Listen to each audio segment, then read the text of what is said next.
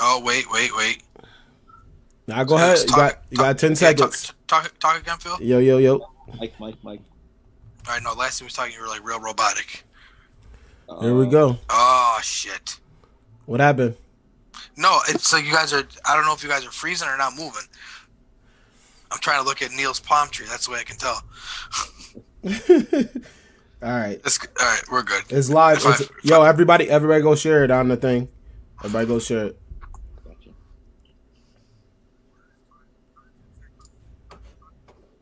All right. Yo.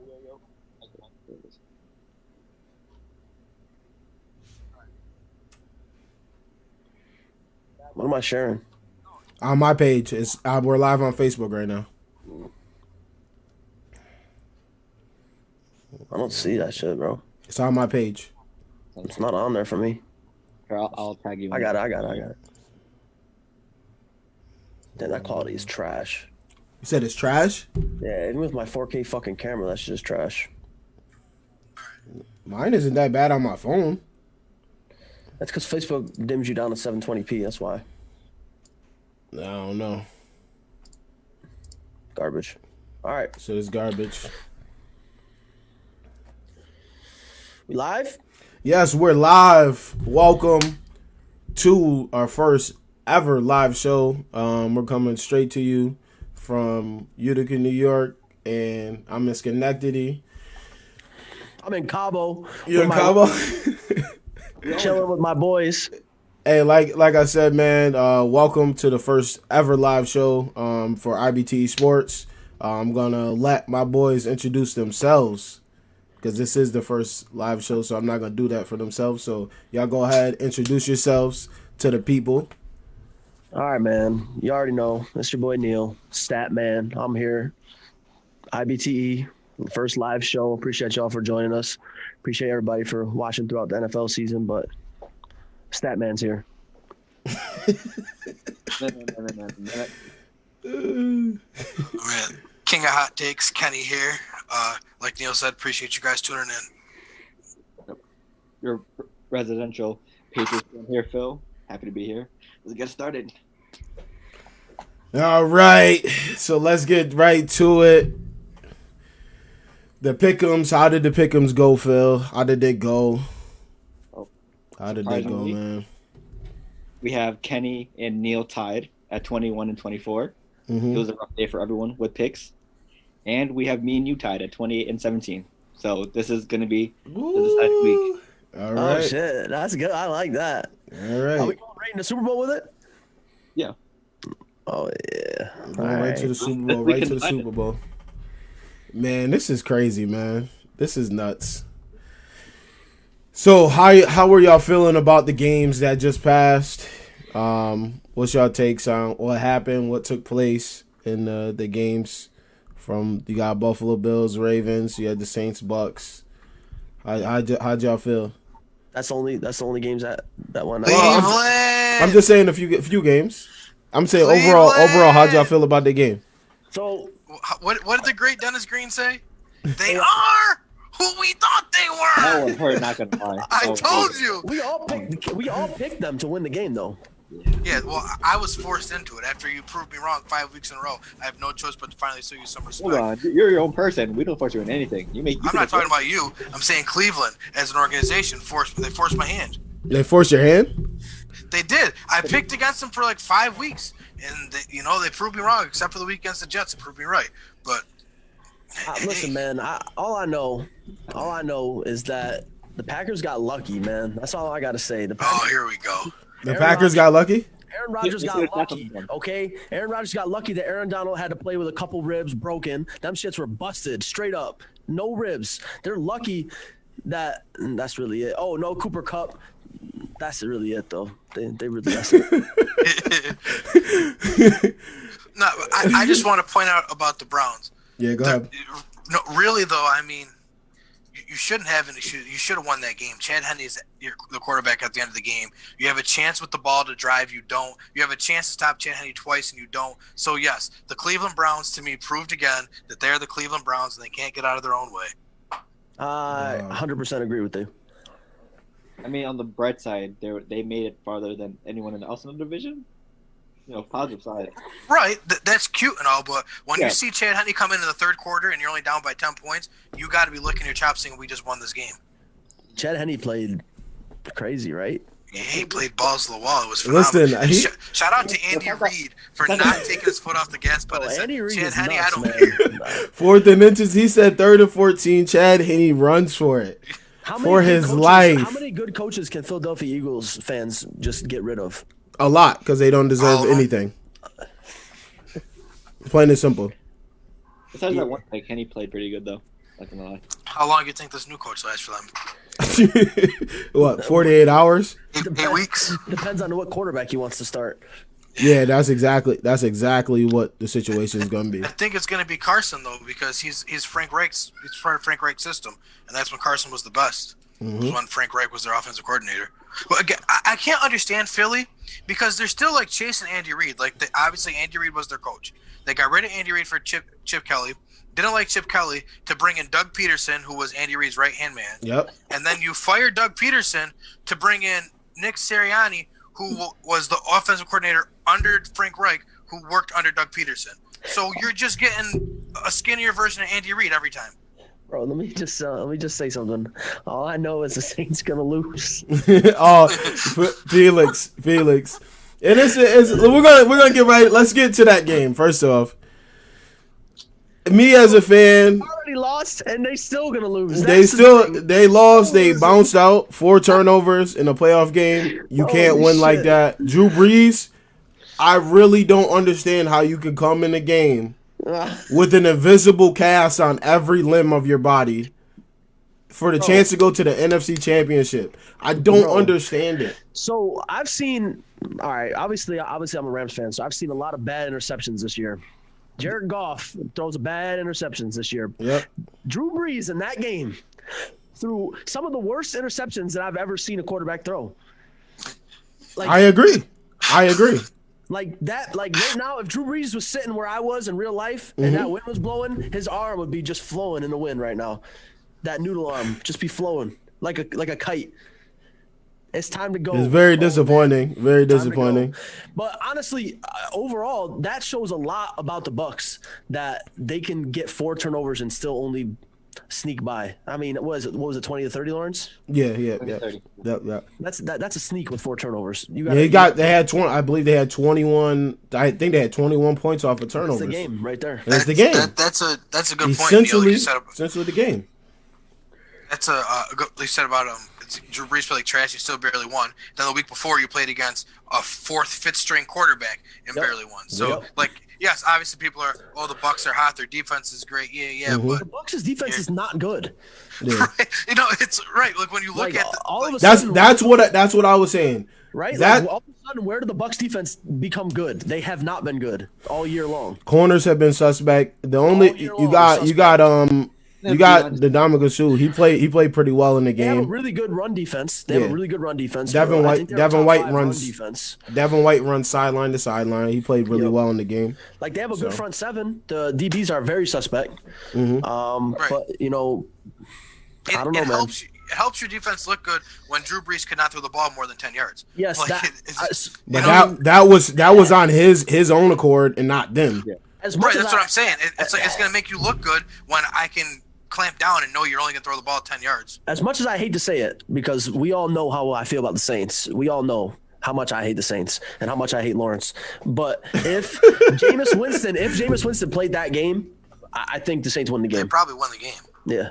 They could have still all Drew Brees had to do was not turn the ball over. They could still win. Well, that's what we're saying. They could barely get by. It's crazy to say that a game that turnovers cost you the game. I'm telling you, Jameis Winston was the king of turnovers. Would have won you the game. Listen, and he came in and threw a nice little dot. One tud. He came in and threw a dot. Jameis Winston has a lot of leverage coming into offseason. Yes, he does. The Saints cap space is so screwed though. I understand. I understand the hate for Jameis Winston, right? I get it. But then again, I really don't get it because Like, let's not forget the man threw 30 touchdowns. Yes, it came with 30 interceptions, and over but 5,000 yards. he threw for over 5,000 yards.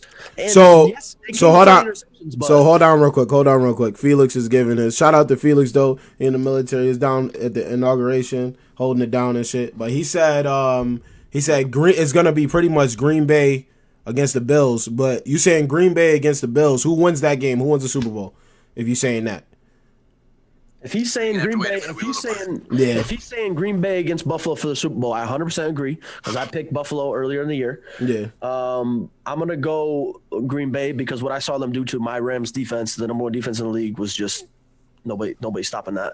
Yeah, I'd probably go with Green Bay as well, especially with Adams and Aaron Jones. Aaron Rodgers, and Adams is too much. Definitely. Shout out to everybody that's tuning in right now. Make sure you go follow on every platform at IBTE Network.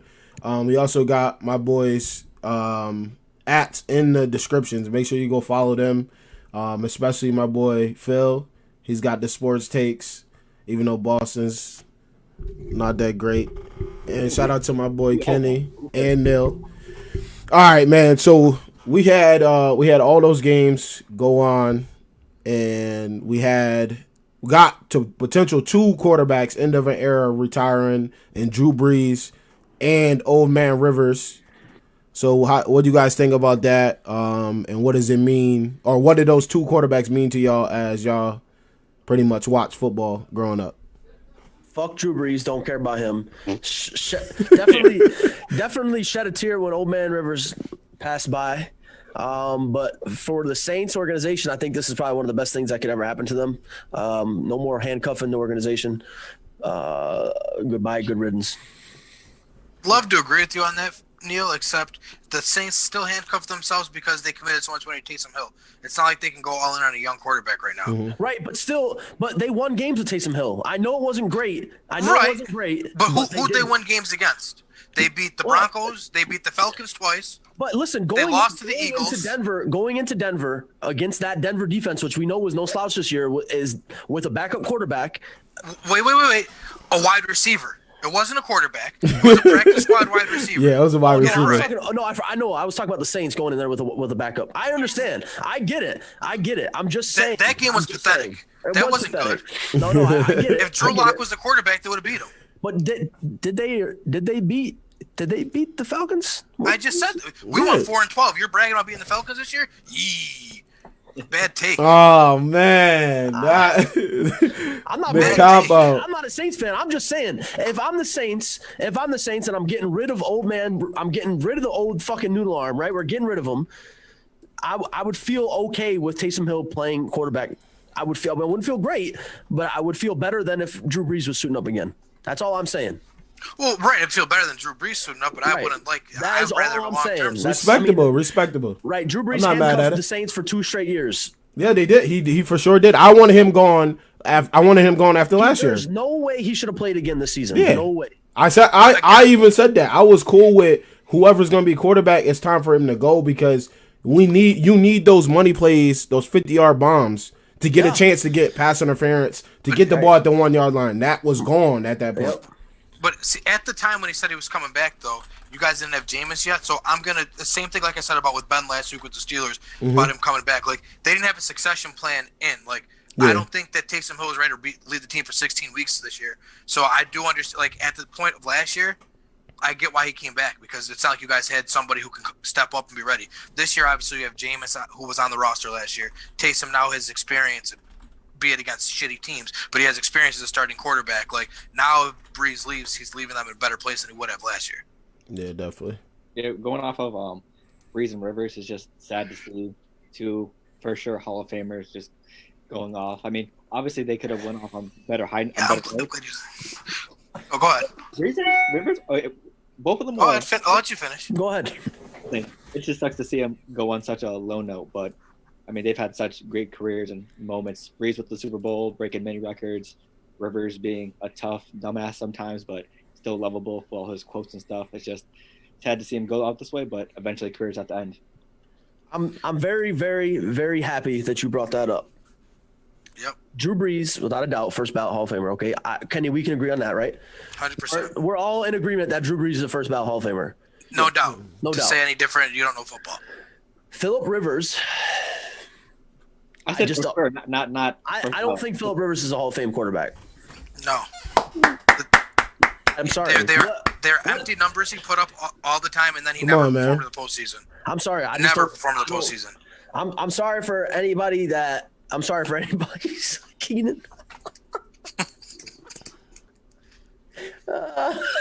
That's the funniest dude alive. There isn't anybody funnier than that man. Wait, who? Keenan? Keenan Love. Yeah, Keenan, bro. Shout out to Keenan Love. He's funny, bro. He's funny as shit. And I just saw Keenan quick scope rainbow over in West Utica. What, bro? Bro, he's top 5, bro. Top five for sure. Yo, Lawrence, we can't go live anymore, man. It makes it more authentic, bro. More authentic. Holy shit. Go ahead. Continue. So anyways, I hope we are. I mean, we are all in agreement with Phillip Rivers not being the Hall of Famer. Yes, he was a very good quarterback. Do not get me wrong. He got Antonio Gates into the Hall of Fame. Antonio Gates will be in the Hall of Fame, but Phillip Rivers, I don't believe. In my mind, and his whole era of playing, I don't even think Phillip Rivers was the best quarterback in his division, let alone a top 5 quarterback in the league at the time he was playing. So I would not put Drew Brees in the Hall of Fame, especially with those guys Phillip out there. Rivers. Phillip Rivers. And especially with guys out there that are not in the Hall of Fame yet that should be in the Hall of Fame over him. Yeah, he's in the Hall of Good, but that's where it ends. Like, it's just the thing is, he had so many, like, he had talent around him in San Diego. He had LT. Their defense was good. He had lights out Sean Merriman. Like, it's not like he didn't have talent around him, and he never did anything with those teams. Right. You got that has to be taken into consideration. If we're always going to talk about Super Bowl wins and stuff to validate a quarterback, if that is going to be part of the criteria, then you cannot give Phillip Rivers credit, because not only does he not have a Super Bowl ring, I don't even think he's gotten a one conference championship. How many playoff wins does he have? Not many. Not many. Got to the conference championship he's had a couple years where he's been 13-3, 14-2, but it hasn't been nothing really crazy. And I said this, and I don't feel like there's much. He's not much different than Eli. Yeah, remember we had this conversation weeks back. Yeah, we talked about Eli. I said they're very similar. Eli will get in because Eli doesn't have the numbers, but Eli has two rings. He has 2 rings. And who did he beat? But oh man. See, but this brings up but to me, Eli's not a first ballot Hall of Famer. I think because you have the rings doesn't solidify he's a Hall of Famer. He don't have the numbers to make him a first ballot Hall of Famer. He was never the most talented quarterback in the NFL. Ever. He was never a top 5 quarterback in the NFL. Ever. I'll die in that. Ever. Any Giants fans in here? Ever. Eli Manning's never been top 5 in anything in the league ever. Probably interceptions. How many seasons? Phillip Rivers played 17 seasons. 17 seasons. Went 5-7 in the playoffs. Or most times sacked. Come on, son. No, sir. That is not a Hall of Fame quarterback in my mind. No way. It'd be one thing though if one of those games, like if he got to a Super Bowl, I feel like it'd even be a different state. But he never even got to the Super Bowl, and he had talent around him. It's not like he was in a Matt Stafford situation in Detroit where they never gave him talent. He had LT, bro. That had 35,000 touchdowns in one season. You're talking 35,000 touchdowns in one season? No, I'm exaggerating. I'm exaggerating. So, I mean, if you're going off those stats, right, you're going off 5-7 in 17 seasons, whatever. Okay, you take the numbers out of it completely. You look at quarterbacks right now in the league right now that have better numbers than that.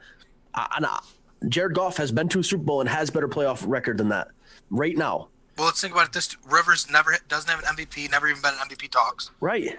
Doesn't have an Offensive Player of the Year award. Doesn't have a Rookie of the Year. He has no accolades. He has empty stats. You know what this is? I'll tell you what this is. Phillip Rivers is a nice guy. Kenny, yes. we've spoken about this how many times on the podcast? He gets the nice guy effect. Never gets anything said bad about him. People bring up his playoff record as a negative against him. That's it. We never say anything bad about him.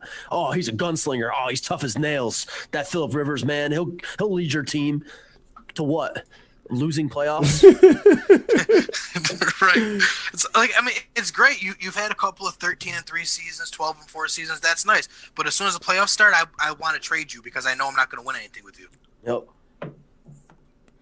Hey man, let's get right into it though, man. We're gonna switch gears. I've been waiting for this.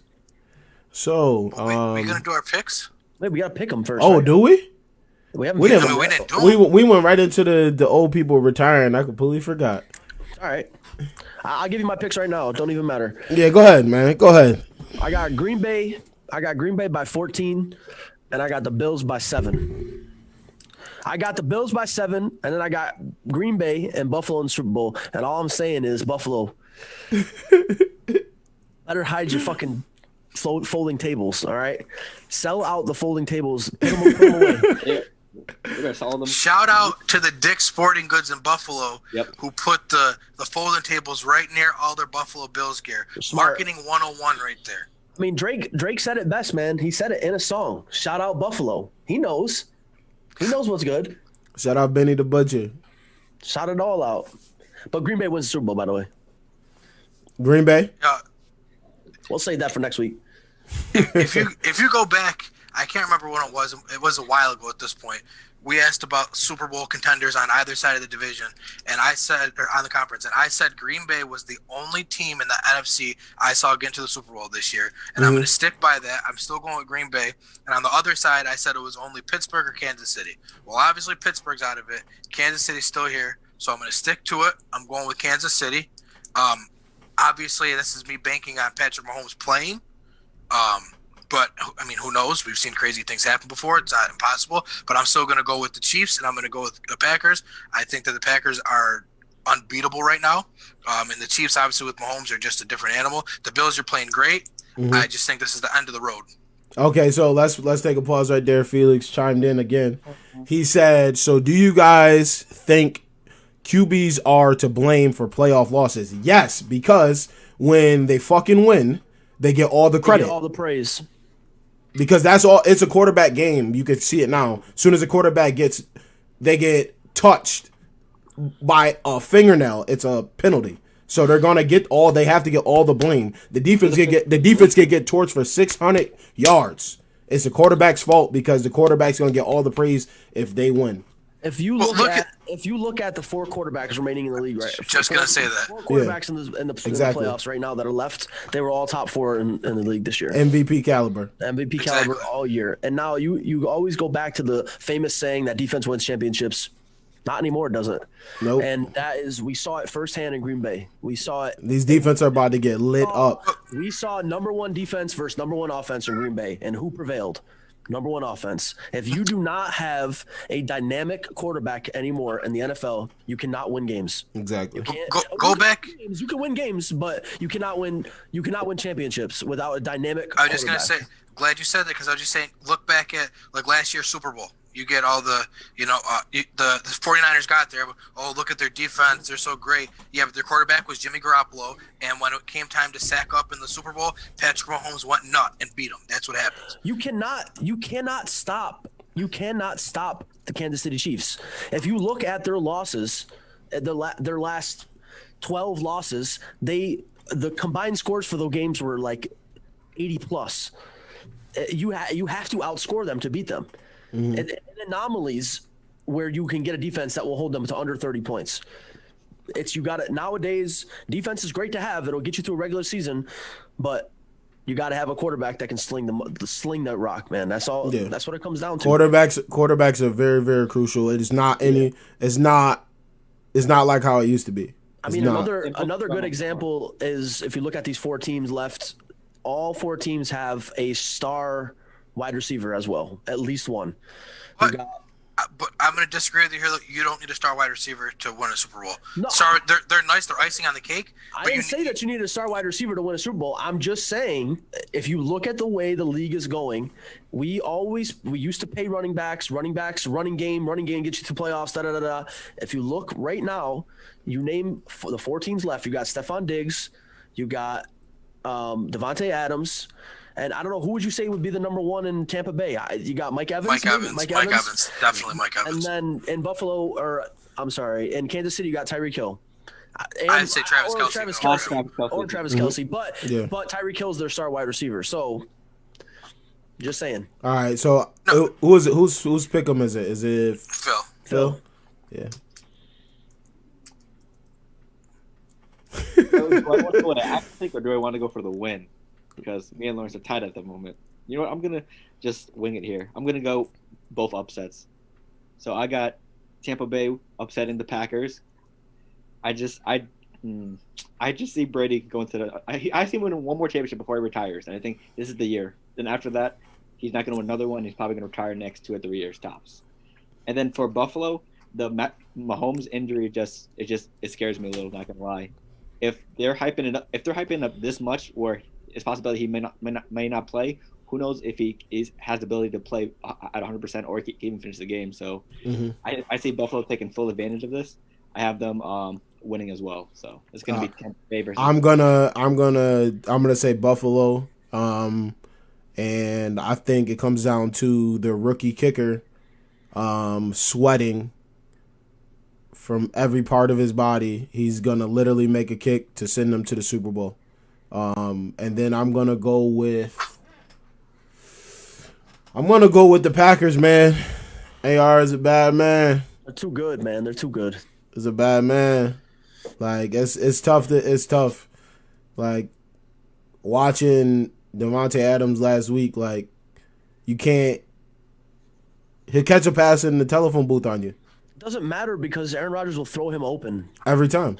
It doesn't matter. Well, every and time. he's such a crisp route runner too. Like, yo, what's good, Woodman? What's good? Where you at? I think the Bills win regardless with Mahomes or with or without him. Mahomes is cleared to play. No, he's not cleared. He did not clear protocol. Listen, yet. come He's on, been man. a full participant, but he did not clear concussion protocol. Hey, so check this out. He's he's worth $500 million. He is playing in that game. Right. So I'm not saying he's not. I'm just saying as of today, as we're recording, he technically has not been cleared yet. So the football, if you look at if anybody's a football fan and doesn't follow Pro Football Doc on Twitter, you need to follow that man. He does injuries for all sports, but he mentioned that the injury that Patrick Mahomes suffered in that game was not a concussion. He does not have a concussion. There is a nerve somewhere in your neck, I forget what it's called, that if you get tackled funny or land on your neck funny or pinch that nerve, it gives you like identical concussion-like symptoms, and that is exactly what's happening to Pat Mahomes. Yeah, because you can see he got like kind of headlocked around the neck. In this case, it might be worse to have a pinched nerve in your neck than being concussed. I mean, for the short run at least. Long run, obviously, you don't want a concussion, CTE, none of that stuff. But I mean, think about a quarterback, constant head on a swivel. He's going to be sore in the neck.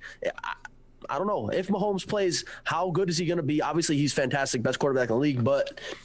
I'd take Mahomes at 60% over half the league anyways. Oh, yeah, I would at too. 60%. 100%. Woodman mentioned in the comments the league is not going to allow that to happen. You damn well know the finest NFL doctors are in Kansas City right now. I mean, I understand what you guys are saying about that too, but I also if it is an actual concussion, which we don't think it is, but if it is an actual concussion and he's not clear, the league is not going to let him play. Like, I get what you guys are saying, but it's not going to happen. Mm-hmm. Just because of the heat they're taking with concussions right now, and with CTE, I understand. I don't care who it is. If he has a concussion, he will not play. Did you see that spicy hot take that the league should suspend the game until Mahomes can play? By the great Colin Cowherd? Yes. Yeah, I thought let's postpone the game until he clears protocol. Are you dumb? What message does that send? I would be like, what is this? Well, first off, if that happens, Buffalo has to absolutely fucking riot. Riot. Yeah, for sure. They have to go get Roger Goodell and pull him out of his house by his fucking ears. For sure. Forget riot. Don't show up to the game. If they do that, that's some next level shit, bro. Bullshit. Next level. T.O. had to play on a broken leg. Yes, Woodman, yeah. So Patrick Mahomes basically has a stinger. That's what the doctors are saying. Yeah. He has a stinger, but still has concussion-like symptoms because of the neck pinch nerve. So right now he's basically going to get all the aromatherapy, massage therapy, fucking needles in the neck, everything. He's going to get it all, but I think he's good to go. I mean, it's the AFC I 100% Championship. think he's going to play too. But like, if there was an actual concussion, I don't see the league just pushing him through just because the heat that they've been taking with people with concussions. So I've just been seeing a lot of people say, it doesn't matter if he's healthy or not. He's definitely playing. The concussion is the one injury that it does matter. Yeah, Javon's in there. Felix, we got stuff, bro. Oh, we'll go live on draft for sure. We taking one step at a time. We don't look too far ahead here. We're a week-to-week podcast. Week to week, you right? Week to week. Yo, merch on the way, man. Yo, so let's get right into it. The best corner in the NFL, Jalen Ramsey. He's looking real pedestrian out there, man. Not look pedestrian. What had happened? Okay, they had to send Devontae Adams in motion 2 times just to get him to fuck off Jalen Ramsey to catch a touchdown pass. Other than that, he caught 1 touchdown pass on Jalen Ramsey off a double motion and then 1 slant off Jalen Ramsey. That's it. Quote unquote, don't run. Make sure you go where I go. And he ran all night. All night. You gotta guard him. It don't matter. That's appropriate, so that's unfortunate. Yeah, but I mean that game came down. That game came down to the defense, which I really did not think that would happen to them. I was blown away by Jared Goff and Rams offense because I was not expecting that out of a man with 7 pins in his thumb and 25-degree weather. Impressive though, impressive. It was very impressive. And what it did for me, for the Rams fans, the Rams organization, what that did for me is it shut him the fuck up. Like that's your man going forward. I don't care. He has proven time and time again that he can perform in the playoffs, except for the Super Bowl against the Patriots, but we won't go there. So I say we get him. We need a deep threat. Other than that, I say Rams are right in the back same situation as next year. We lost our defensive coordinator. That sucks. We're about to lose our starting safety, John Johnson. They're not re-signing him. But we did get Raheem Morris, Kenny. Ooh. Phenomenal pickup. Raheem Morris should have been considered for more head coaching jobs. And he's friends with Sean McVay from the days in Tampa Bay. Hot take. Woodman said Ramsey's still the best in the league. Adams is not the best in the league. So Woodman, who do you think is the best in the league? Yeah, who's the best in the league, brother? Is he Julio? Let us know. Who's he gonna say? I need to hear. He might say Diggs. You gonna say Thielen? I was gonna say Thielen. Justin Jefferson. Justin Jefferson. Nah, I could go Diggs too. To be honest with you.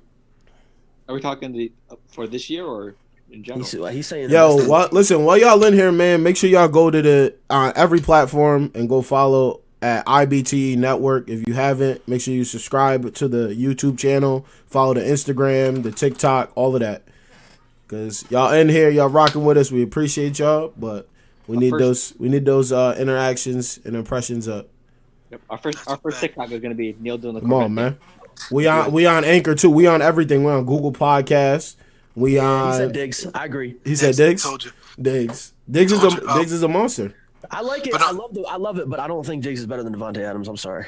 No, I don't at all. If I just based off of this year, just because Julio's. He said Justin Jefferson is the second best. There we go. I was waiting for it. Get the cat. I didn't even bring it up yet. Aaron Donald, Defensive Player of the Year. Remember when I said if TJ Watt won Defensive Player of the Year over Aaron Donald, I'd shave my head? I don't got to shave that head, boys. That he won? AD. Depoy. They don't give that out. Yeah, that was some. No, that was. They gave him the Associated Press Defensive Player of the Year. If you win that, you pretty much win Defensive Player. No, that was you. The thing you shared on Twitter. That was like some PF writers or some shit. Yeah, the Pro Football Writing Association. Yeah, he don't win that shit. No, usually whoever wins that wins everything. Wins the actual award. Yeah, they win the actual award. That's the only reason why I shared it. Get your nearby just in case, just on the off chance. Just like leave them on. All my barbers have COVID, so I can't really do nothing with my hair anyways. Yourself. I'll come right over to the crib with a good old Gillette razor. All right, so what did you guys think? I was really disappointed in this game. The Ravens. What did you guys think of the Ravens and the way they played? Shout out to everybody that bet the under in that game because I don't think anybody did. I think that the Ravens won their Super Bowl against Tennessee. I think that's what happened. Lamar finally got off his back that he finally won a game. They beat Tennessee after Tennessee beat them. They just did all that celebrating the week before, and I think they looked past Buffalo.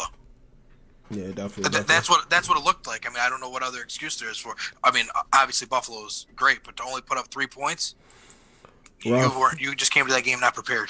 And he was perfect in the red zone, and he throws a pick six. The irony, yes. 103-yard pick six. Right. Yeah. Right. But we talked about Mahomes and everything. Do you feel like the league, if they go ahead and postpone this game, never gonna happen. All right, if that does happen, what message does that send to the fans and the players in the league? Basically it basically says fuck you. We want Aaron Rodgers and Tom Brady versus Patrick Mahomes in the Super Bowl. We want the ratings. We want the money. That's basically what they're saying. And you expect Brady to get this type of treatment. I'm just saying. Yeah, it's never gonna happen.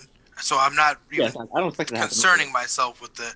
But if it were to happen, because what happens if it does happen, you don't have a league next year. Because the 31 other teams, I'm not participating in a league that is clearly biased towards one player. 100% agree. Right. That's not Brady anymore. No, Felix. Yeah, shout out to Bills Mafia and all the donations they gave to Lamar Jackson. Oh yeah, charity. definitely. They raised over $400,000 for the charity. Yes. So, and also shout out to Lamar Jackson for signing autographs in Buffalo on his way out. Yes. You didn't have to do that shit, man. Absolutely not. Thanks. Yeah, Bills fans, you guys are crazy, but I respect the hell out of you. We'll take it. What else we got, Lawrence? Hey, let's take some. Let's see what they got in the chat here. What else they got? Yeah. Woodman, you're talking about Justin Jefferson being the second best. It was real impressive. No, do it again. First off, second best in the league. If he put Diggs as first, he's trolling first. No, he's trolling. I'm saying Justin Jefferson. Like it was a great season. Fucking skull and get the fuck out of here. How about that? Shitty ass team. Shitty ass fucking team. Get the fuck out of here. I want to point out we've seen a lot of. I put in our group chat today. We've seen a lot of head coaching hires this week. Filling these jobs. It is a mortal sin that there's one job left. That's it. And Eric Bieniemy, obviously, he can't have a job. Yeah, I understand he's the offensive coordinator for the Chiefs, and they're still in it. But the fact that there's only one available job left for him right now is pathetic. So I understand that. Okay, I get it. But we also coaches want to fill their team's positions before all the good coaches are gone. And Eric Bieniemy, they're figuring he's going to be gone until February, which means they have no spot and all the coaches will be gone. I hear you, but it's not the first time this happened. The Falcons hired Dan Quinn after the Seahawks lost in the Super Bowl. Teams hire coaches all the times after they lose the Super Bowl. The Colts hired Josh McDaniels that one year after the Patriots lost in the Super Bowl. Then McDaniels quit on the next day, and they ended up hiring Frank Reich, who was also a coach in the Super Bowl. So we've seen it happen a lot. So I understand that excuse, but it's a nonsense excuse at this point. We also don't know. I mean, I don't know if this is made public to media or not, but teams block interviews. So I don't know if it's the Chiefs have not blocked interviews for him because he's had interviews he interviewed with the Falcons. He interviewed with a couple teams, but no one is blocking his interviews. And the league made a new rule that if you are a coordinator or someone who's not a coordinator position and you're getting an opportunity to interview for a job as a head coach or a play caller, you can no longer block their interviews. Yeah. So let me ask you this, right? We're gonna go while we're on culture topic. Felix just asked, how do y'all feel about Urban Meyer? Is this second time in the NFL? First time. How y'all feel about him coming to Jacksonville? Was it for the agreeable 12 mil, or did they, bring down the price? I don't know. He gonna take that money. I think first off, it's a huge leap for him. Coaching college players and coaching NFL players is pretty much like fucking the pitch black of night and like the very brightest time of morning. Is that different? Like luckily he's gonna have a rookie quarterback fresh out of college, so he's gonna feel comfortable coaching him up because obviously he was a coach in college. So, but I don't know. I understand he's got a lot of success. I think he's gonna need a strong staff around him to get the respect of the players. Yep. I personally believe that. Yeah, because they were. Who was it? Was it? Did you guys share that to me? Jay Blazer was talking about how Nick Saban got ran out of the league because there was multiple players that were going to beat him up physically. But yeah, because the thing is, when you're a college coach, you cycle them guys in and out, and you know that. So like not that they don't respect them, but college coaches be talking to them. They be talking to anyway, bro. Because they know in a couple of years I don't have to deal with you anyways. Yeah. But the difference though with Urban coming in and other coaches coming in, the Jags don't really have an established veteran presence on that team. They're all young, so it's almost like he's coaching like their 5th and 6th year of college anyways. So his first couple of years, like the players might adapt well to him and it'll be okay, but it's like we got to see what are you going to do when year 3 comes, when year 4 comes, because right now they're all going to be young and impressionable and they're all going to probably rock with you. Yeah. Once you get like the solid veterans on your team, what's going to happen then? Now that's what curious to see. Also, Woodman says that Urban Meyer's winning 8 games next year and fighting for the division. Well, that division's trash, so that's not saying much. he's not walking into a bad situation either. DJ Chark, a great rookie campaign from James Robinson. Well, do you think that division is like when you say like what level of trash we talking? We talking about NFC East trash? Deshaun Watson is not going to be there next year. Yeah, and you got the Colts don't have a quarterback right now. You're right. And lost their offensive coordinator. Yeah, the Titans just lost their offensive coordinator. That's true. I also think that Jacksonville is a good team. With no quarterback, James Robinson is good, and they have decent wide receivers around them. Like they have a good core team. You got Chark. Yeah, they got good boys all around. So I don't. Yeah. I mean, I just think their coach. I don't think they ever had a good, really, an established coach. They definitely didn't have a quarterback. Gardner Minshew was never a starter in this league. I know he got hot, but it was never a starter. It's gonna come down to is he gonna go with his boys? He's gonna go with his boy Fields, which unlikely. Fields isn't his boy. Fields, he never coached Fields. Ryan Day was the coach. Oh, okay. No, Ryan Day was the coach so that's people. I see a lot of people saying that. Trevor Lawrence. Urban Meyer was not there. Trevor Lawrence. It's always Trevor Lawrence. Yes, and Urban Meyer, he's been a college analyst. He's been saying all year Trevor Lawrence is the best prospect to come out of college since Peyton Manning. What? So, I mean, is he? Prospect-wise, Trevor Lawrence has lost like 4 games in his whole life. His whole life. Yeah, I was saying college. I think he's only lost 2. I think they said high school too. They count high school. It's only like 4. He lost 4 games his whole life. How is that possible? That's dominance. He's just a fucking winner, man. It's all he does is he fucking wins. Right. Oh, the Jags have the number 1 pick in the draft, I believe, right? Yes. Yeah. Number 1 pick. So obviously going to Trevor Lawrence.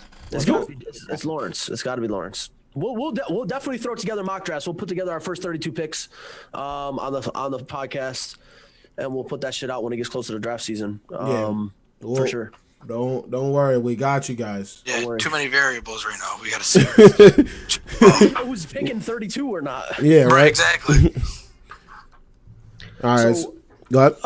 I was gonna say there was a lot of talk over how bad of a trade the Rams did for Jalen Ramsey, right? Mm-hmm. We traded a first-round pick and something else, right? And if you look at the Jaguars, they're going to get a 30th round pick or 30th pick in the draft this year, and they got some other bum for Jalen Ramsey. And people had the audacity to say that the Rams lost the trade because you gave up so much for Jalen Ramsey. The audacity. Please. I don't want to ever hear that shit again. Stupid shit always in this sports media. It's so crazy, right? Come on, boys. It is, but you know what? Because it's a draft pick, it's hard to still say yet because we don't know what that draft pick's going to be and what you're going to do with Jalen Ramsey. If you guys never win a Super Bowl and you gave up a first-round pick for it, and that 30th pick that you gave to them turns out to be a stud that leads them to multiple Super Bowls, then yes, you lost. It's the Jaguars. They're not going to multiple Super Bowls. I understand, but in a hypothetical world, you have to say because it's a draft pick, you cannot say whether you won or lost that trade yet. What has Jalen Ramsey done for you? Did you win a Super Bowl with him yet? You're in the same situation before him. 1 year. No, he wasn't on your team when that year you went to the Super Bowl. No, I said we had him for 1 year. Right, so that's what I'm saying. So it's early to tell. You can't judge his trade yet. He is a phenomenal player. Trade. He's the best corner in the league this year. I understand, but if you guys don't win anything with him, and the Jags don't win anything with your pick, then is there really a winner or loser of that trade? Yeah, that's true. You have to see the results. Because you guys already were in the Super Bowl, so it's not like he made you better. Like the only way to be better than you were without him is to win the Super Bowl. Well, Woodman said people say the Rams lost because they went all in on golf and he's trash. Y'all going to go into a rebuild soon. Y'all cap ain't there. We have cap. It's there. No cap. We have cap. Okay? Wait, no fucking cap. Everybody's under contract. Wait, and I see people say that about the Rams, but everyone's under contract. Goff is locked in. AD's locked in. Ramsey's locked in. Woods locked in. Kupp's locked in. Who else do they have to sign? That's it. We have now this offseason, we got a couple free agents that we have to worry about. Are we going to let Leonard Floyd go? Are we going to re-sign him? Are we going to let Austin Blythe go? Are we going to re-sign him? We have Cam Akers, rookie. Darrell Henderson, rookie. Malcolm Brown, go. I don't care. See you later. John Johnson, I really, really want to resign because he's an absolute monster, but I think we're going to let him go, sadly. But it's okay. We got beasts in the DB squad. So the Rams may not have cap, but they have everybody signed. And Felix, no, we're not. I'm not blaming loss on a cornerback. My point is, I'm saying if you're going to say the Rams won the trade, the only way the Rams get better is if they win the Super Bowl. They were already a Super Bowl team. So if the Rams, I don't want to fucking hear shit, Nick Woodman. He said stagnant. Look at me. I do not want to hear shit, Nick Woodman, about giving a trash quarterback a contract. Kirk Cousins. Ooh. You like that? Yeah, he likes that.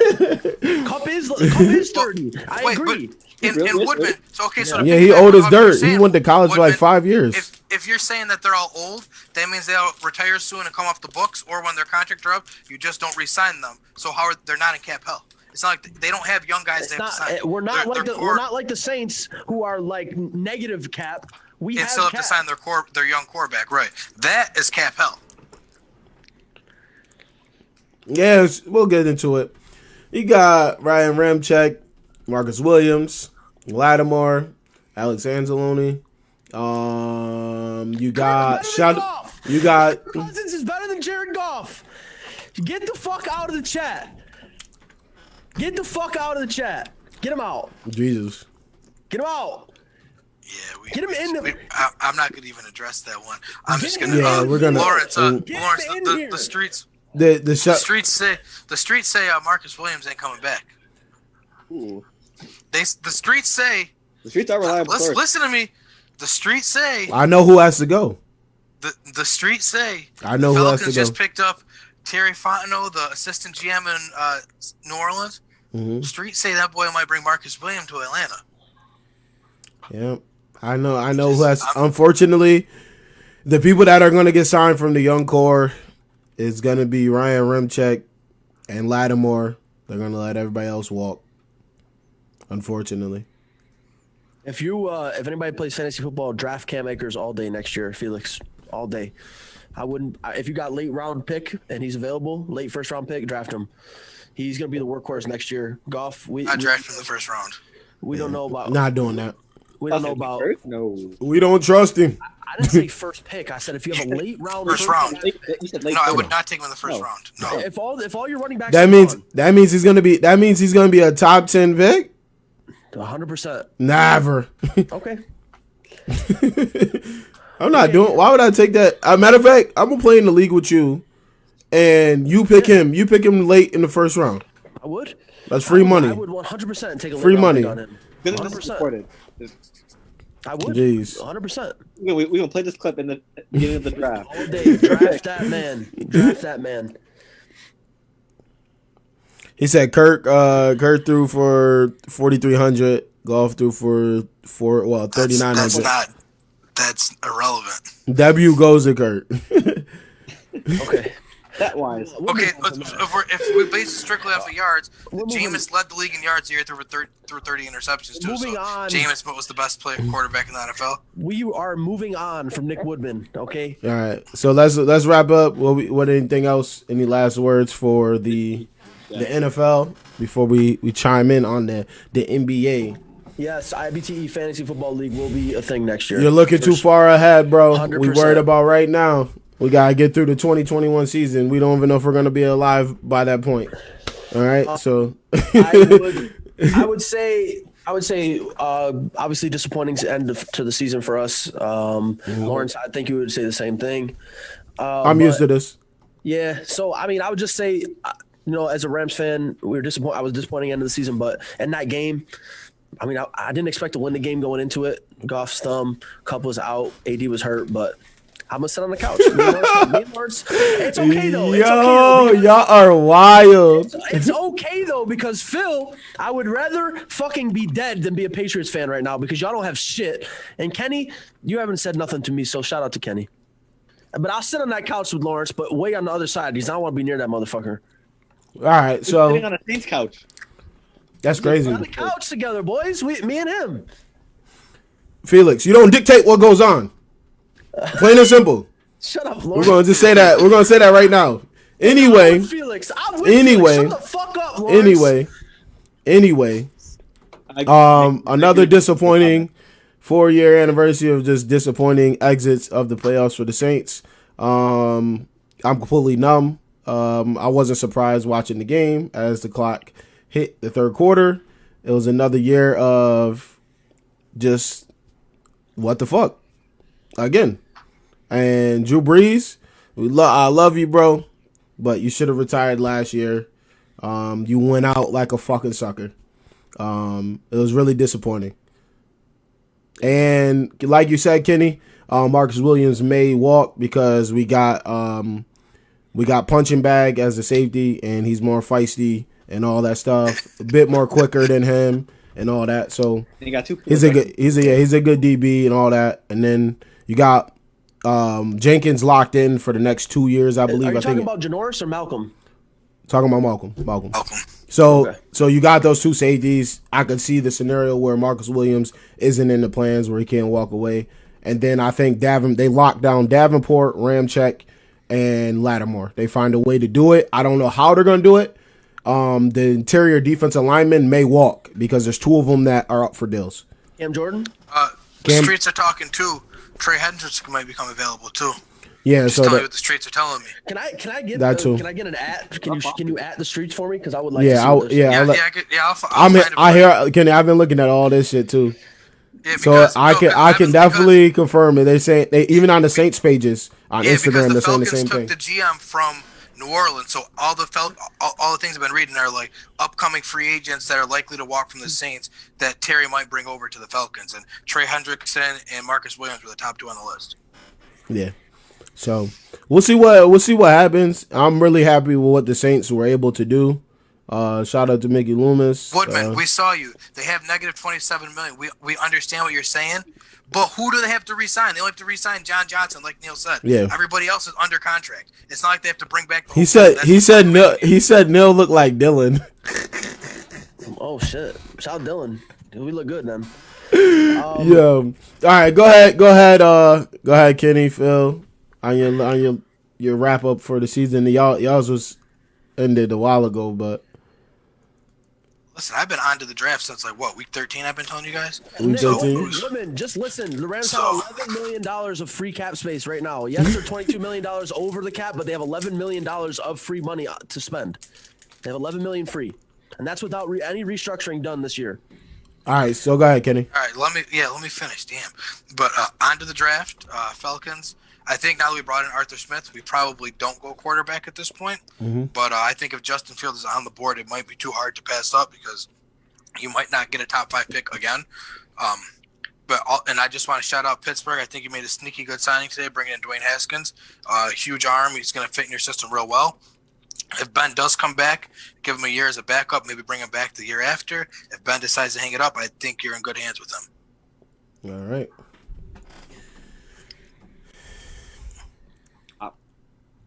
Just Patriots fan. I have high, mid tier, low, middle, diagonal pick. Either barely make the playoffs or get a good draft. I'm gonna explain this to the viewers. Earlier in the year, Phil had some faith in Cam Newton. I did too, that he would turn it around, and then he had back-to-back weeks where he had like 6 interceptions, and then we asked Phil how he felt about the season and what he expected. He said Phil's response to us was, I've been saying it all year. I'm a realistic Patriots fan. We're either barely going to make the playoffs or get a good draft pick. That he covered everything. Because either you make the playoffs, because if you don't make the playoffs, he said mid draft pick or wild card round. You covered all your bases, because if you don't make the playoffs, you get a good draft pick because you're in the top half of the draft. And if you make the playoffs, then you can say you were right because you made the playoffs. So Phil tried to cover all of his bases, and we called him out on it. All right. I didn't say Super Bowl or anything. I just said this is a big topic too. Big topic. This is me the last one. Then we're gonna switch over to NBA. we got Deshaun Watson is outside, no mask, chains everywhere. Is driving his Lambos. He's in California. He's everywhere. He's in LA. He's not answering people's calls apparently from the organization because he's heated. You pay that man $100+ million and you don't ask him about the coach. How y'all feel about his actions now, and where do you think he's gonna go? Y'all already know. Y'all already know what's about to happen. We're gonna do the old-fashioned swapperoo, baby. Golf in the first round over to the Texans. Deshaun Watson comes on over to the Rams. That's it. That's all she wrote. That shit might be worse than getting sent to the Browns when they was 0-16.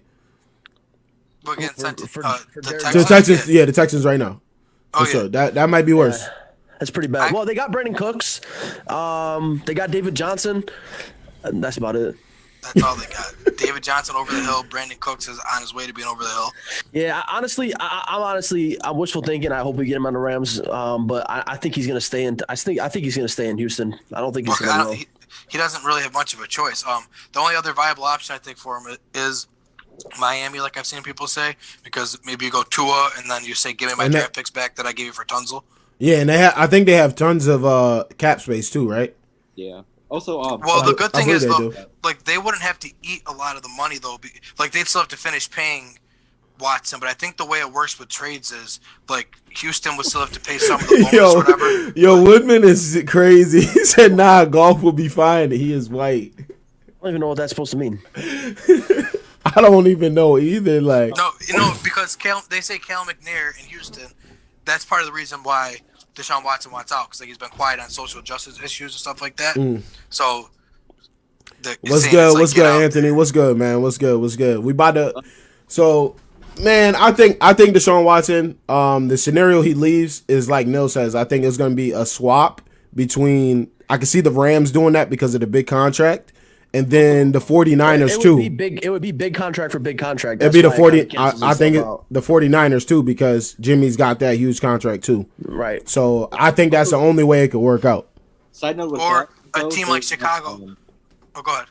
Also, side note with that, I saw some reports on like ESPN or some other stuff that they think Deshaun Watson's worth at least 3 first-round draft picks and then other draft picks. So he is. He is. What? Yeah. What is he? 26 years old? That's what you're getting.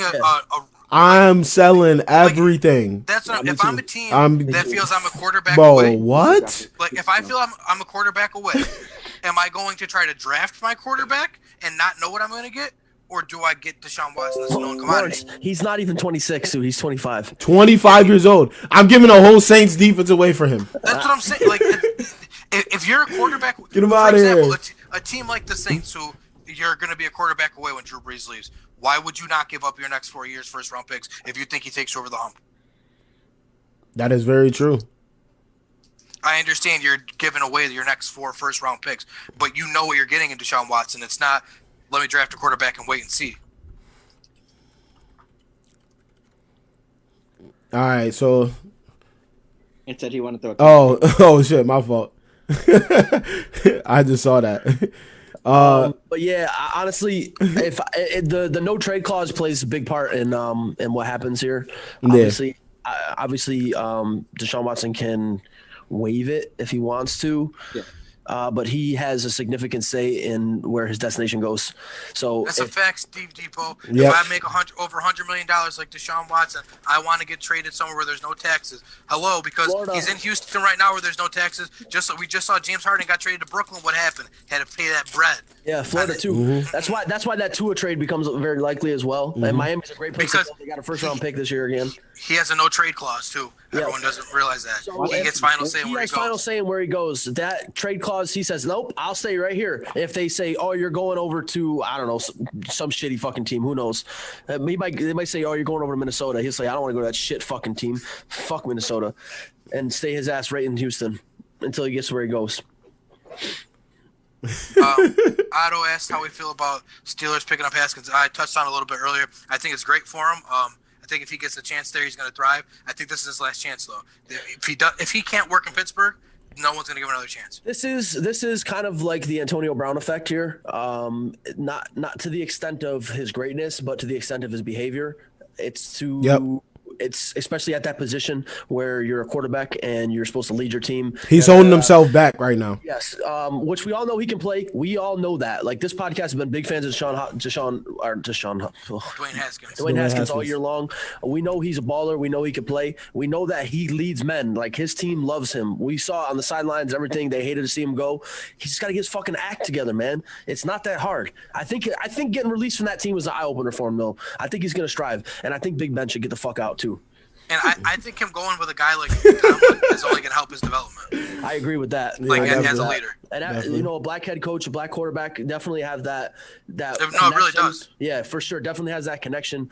Ron Rivera is a hard guy to get along with, man. He's a tough dude. So I think it was best situation. Plus, the owner didn't even want him. Nobody wanted him there.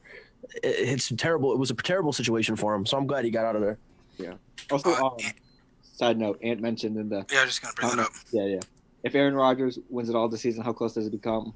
How close does it get to Brady in the GOAT conversation? Why are we talking about this? Your guy. No, that is a great. I think that's a great subject to talk about. It all depends on. They're gonna still say 6, 6, 6, right, I mean, 6, it depends 6. on what you That's weigh all they're more gonna heavily. say. If you weigh rings more heavily, you're going to always say Brady is the GOAT. If you base it strictly on talent-wise, then you would put Rodgers up there. Because if you go on talent, Tom Brady is not the greatest quarterback of all time. Yeah, if it's strictly based on talent. But if you talk about the full package and include Super Bowl rings, then Tom Brady is the greatest quarterback of all time. So it all depends on what you – it's a subjective matter. It depends on what you weigh more. Right. It is such a tough debate. They're going to say 6 rings. It's that, every it's single same, time. It's the same kind of fucking discussion you have with Jordan and LeBron, except Michael Jordan had the skill. That's the thing. Tom Brady, we all know, was skillful, but he's always going to be labeled. Not that there's anything wrong with this, but he is always going to be labeled as that system quarterback. Which, like we've said on the podcast before, every quarterback is a system quarterback. It's actually not disrespectful to call someone a system quarterback. At all. Everybody adjusts It's helping their them. system It's helping to their them thrive. quarterback. It's helping them thrive. So when someone like to say that to try to knock a quarterback, say, well, they're a system quarterback. Well, you're stupid because every quarterback's a system quarterback. Yeah, but obviously you talk about like physically gifted quarterbacks, arm strength, running strength, jukes, moves, everything, field vision. What does it mean if you can't win championships? I don't know. Right. But the flip side of that argument is, though, you know how many guys aren't good that have won championships, like in the NBA effect thing. Robert Horry has 7 rings. Yep. So Robert Horry is better than LeBron James because he's contributed on every one of those teams. So it's not like you could say he rode the bench on all of them. I agree. I agree with the ring discussion. I was never a big fan of how many rings you have decides your greatness. I just don't think that. I think it's because that's a team, but that's a team accomplishment. It's a team accomplishment, and it's statistics. If you become the number one statistic leader in the sport, you're the GOAT in my mind. Like, that's it. Like, LeBron is on pace, not to switch topics or anything, but just because we're comparing. LeBron is on pace to lead the NBA in every statistic, but by the time he retires.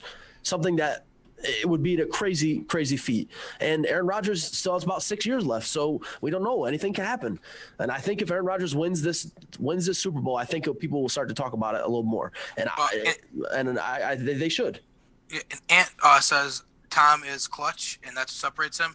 Aaron Rodgers is extremely fucking clutch. Yeah, that's we've seen that time and time again, exactly. bro. Tom has had more examples of, like, we've been able to see it more. Right. Yeah. But when Aaron has had the chance, Aaron is fucking clutch. Yeah, Aaron Rodgers, we've seen Hail Marys, we've seen giving the ball back in overtime and he's scoring. We've seen it all, man. Aaron Rodgers has got it all. Definitely. For sure.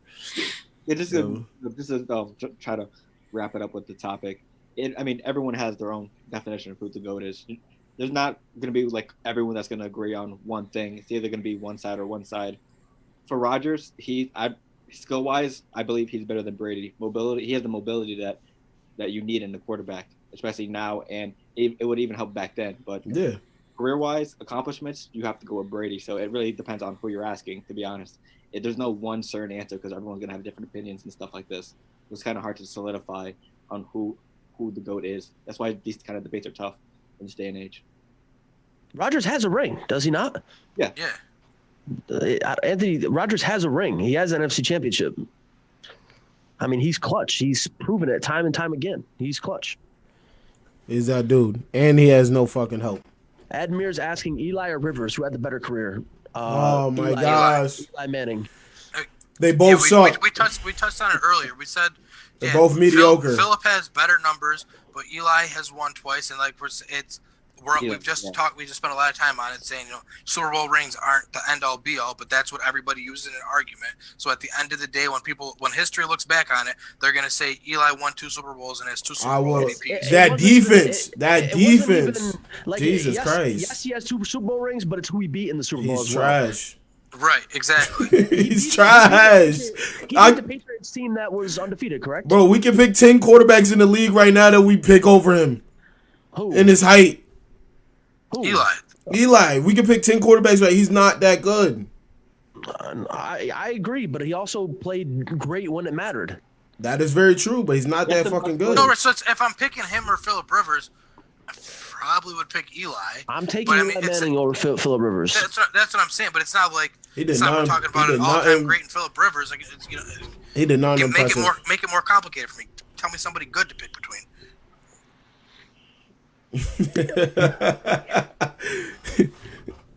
Eli Manning or Ryan Leftwich. Now let me stop. Right. You feel me? Vinny Testaverde. Bro, listen, we're not gonna do this right now, bro. With the NFC East fans, man. We're not gonna do this. You're not gonna win this. Listen, let me just say something real quick. This. If you were Eli was not that impressive. You have to give it up. He won 2 bowls, but he was not impressive as a quarterback. He was never a top 5 quarterback in the NFL ever in his career. Never. Let's just throw this out there for everybody listening and watching. If you're an NFC East fan, do yourself a favor and put a fucking bag over your head for the rest of your life. Chill. Facebook. Come on, son. Come on. I'm just saying. Guidelines. Guidelines. Put that paper bag over your head. You have to watch it, Bro, yeah, yeah. Anthony just said it. He won 17 and 117. It's the definition of mediocre. He was a guy that was never going to win you a game. Well, no, Eli would lose you games too, but that's like the type of guy he was. Listen, we know you a Giants fan. We know you die hard. I know he beat the Patriots. They were in a dynasty run. We understand that. But when you put your fandom aside, he was mediocre as fuck. He was. Put your fandom aside. I had to put my fandom aside to say Drew Brees has been trash for the last 3 years. And I'm not holding on, Drew Brees has been great. He's number 1 in all these categories. I could be literally sounding like every NFC East fan, but I'm not going to. Gotta be realistic, bro. He's mediocre. His entire career. He was never top 5 at any point. Ever. That's the thing. Ever. Like, we were never talking about Eli Manning's in the MVP discussion this year. Like, never. I don't think he probably was never in that talk. That's what I'm saying. Like, for example, Drew Brees never won an MVP, but Drew Brees is an all-time great. He has the numbers to back it up. We know that. Yeah. Obviously, Phil with Tom Brady. He's won multiple MVPs. He's been in the conversation. Jared Goff was even in the MVP discussion a couple years ago. Matt Ryan has an MVP award. These are so. When was Eli Manning ever talked about like that? Nah, it's like Anthony. It's okay to be biased. I got to be that person because that's just it brings the balance of because Neil is very biased when it comes to the Rams. If we sit here and let him talk about the Rams, if we even talk about football, we could let him talk about the Rams for an hour, but I got to diffuse that because we're not going to do that for the show. But it's fine and dandy to be biased, but at the same time, you got to be realistic. You can't be saying nonsense. Like Eli Manning was above average. No, he wasn't. That's where one thing that I'd say we're all pretty good at on this podcast. Like, yes, we're all very biased for our own teams, but yeah. When it comes to takes, we're realistic. Yeah. And a lot of times you can tell if we're saying something about our team and we're just trolling you. It happens. So did Eli Manning win the Super Bowls or did the defense? Eli Manning made the throw to David Tyree to catch the fucking ball to win the Super Bowl. But it was a terrible throw and David Tyree bailed him out. Okay, but he still made the throw. Right, I'm just saying. He escaped a sack. How many sacks did he fucking escape on that throw? I know. It's a phenomenal play. I understand it's a phenomenal play. But if David Tyree doesn't have the fingernails or the finger strength of a god and pins it to his helmet, we're not talking about it because it was an overthrow. Listen, Eli Manning. Okay, Eli Manning through what was it? He had like a 5-year run where he was a decent quarterback. Okay, he won 2 Super Bowls. Yes. Yeah. He was still. Let me ask y'all something. You put that team in the league right now against the top 3 team in the NFL right now. Do the Giants even compete? I would say they definitely compete. They definitely compete. I would say that they probably play. They're probably going to the divisional round. They may go to the NFC Championship because they were only a 9-7 team too. It's not like that was a lights out world beating team all year. They just got hot at the right time. So like I spoke on the podcast before the last playoff game. That Giants team that won that Super Bowl and was literally a direct comparison with the Rams team from this year. So you compared those 2 teams, and at the end of the day, you had a healthy Eli Manning at the time and a better running game. So I would say you never know, man. It's hard to compare, but I would say they definitely could compete for sure. He said, okay, so Felix said thoughts on Daniel Jones. We've said it multiple times. Thoughts on Daniel Jones. He is Eli Manning that can run. He is. Yes, exactly. It's Eli 2.0. He's an how you guys? He's this generation's Eli. How you guys are looking at him and saying he's trash. That's what we saw the entire time for the entire career. Eli Manning was quarterback. That's what we saw. And he got hot at the right time and beat the most winningest quarterback at the position for Super Bowls. Tom Brady and the Patriots. And then you guys run with that and say all this nonsense. But he is Daniel Jones, but Daniel Jones can run. He's the same player as Eli Manning. But right, just look at the era though, because he didn't need to run back then. Now you need to be able to move. So they're the same person. He said, "Yeah, but the Giants definitely had a crazy good running game. That's a fact. That's a fact. Ahmad Bradshaw, Brandon Jacobs, and then before that they had Tiki Barber. Yep. Washington football team get a quarterback. It's over for the NFC East. We agree. We said it before. Just to let you know, Otto, about to be a lot of pain for you.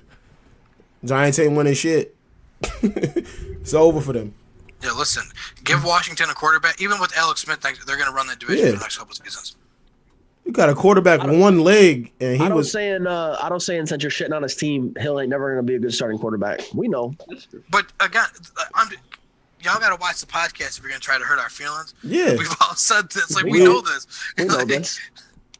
Now, if you really and we don't even know if he's going to be the quarterback until the season starts. I'm not saying he's the starter until week 1, and the Saints come out, the fair catch is called, and they get the ball at the 25-yard line, and Hill's run down the field.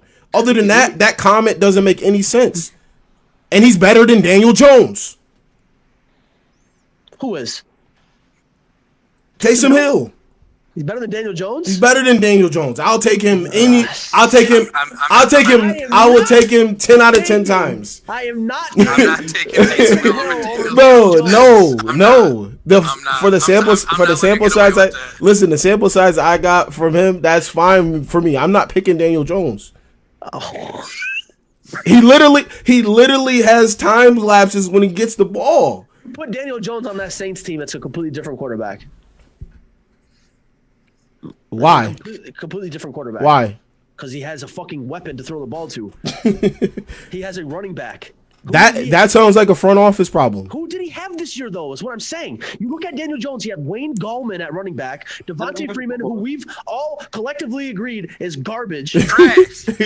Garbage. And that's a Falcons fan saying that he's garbage. Trash. I've been saying it since they gave him the big contract, it was garbage. And the Giants had a decent defense this year, but it wasn't the Saints' defense.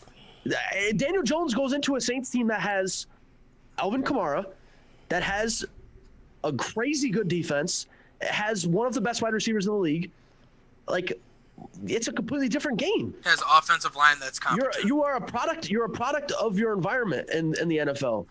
And Daniel Jones has no environment. That's why Mr. Trubisky was able to still be a starter for as long as he was. He had a great defense. That's his problem. Top 5. I know that you're saying that's his problem. I agree. But you put Taysom Hill on the Giants, and he has no fucking business being on the field. No business. If Taysom Hill is a starting quarterback for the New York Giants, he maybe throws 5 touchdowns all year. You're giving him 5? 5? 16 games. 5? 16 games. Hey, man. I'm still not giving him 5. Listen. It is what it is, man. Lewis says, "Do you guys think that Cam is done?" I think he's done on the Patriots, but I do believe he will find a job somewhere else. Maybe Washington. There's a lot of teams that will use a starting quarterback right now. I could see what Phil's saying, Washington, because maybe just bring him in because he knows Ron Rivera, he knows their system. Has been saying him going to Washington. And you start taking carries from Gibson and McKissick. Cam Newton and Ron Rivera have a good relationship, so I don't think he's going to go to Washington. That was that was the only thing I thought, Neil, when people were saying that. It's not that I don't think they hate each other. I just don't think they're this buddy that everyone thinks they are.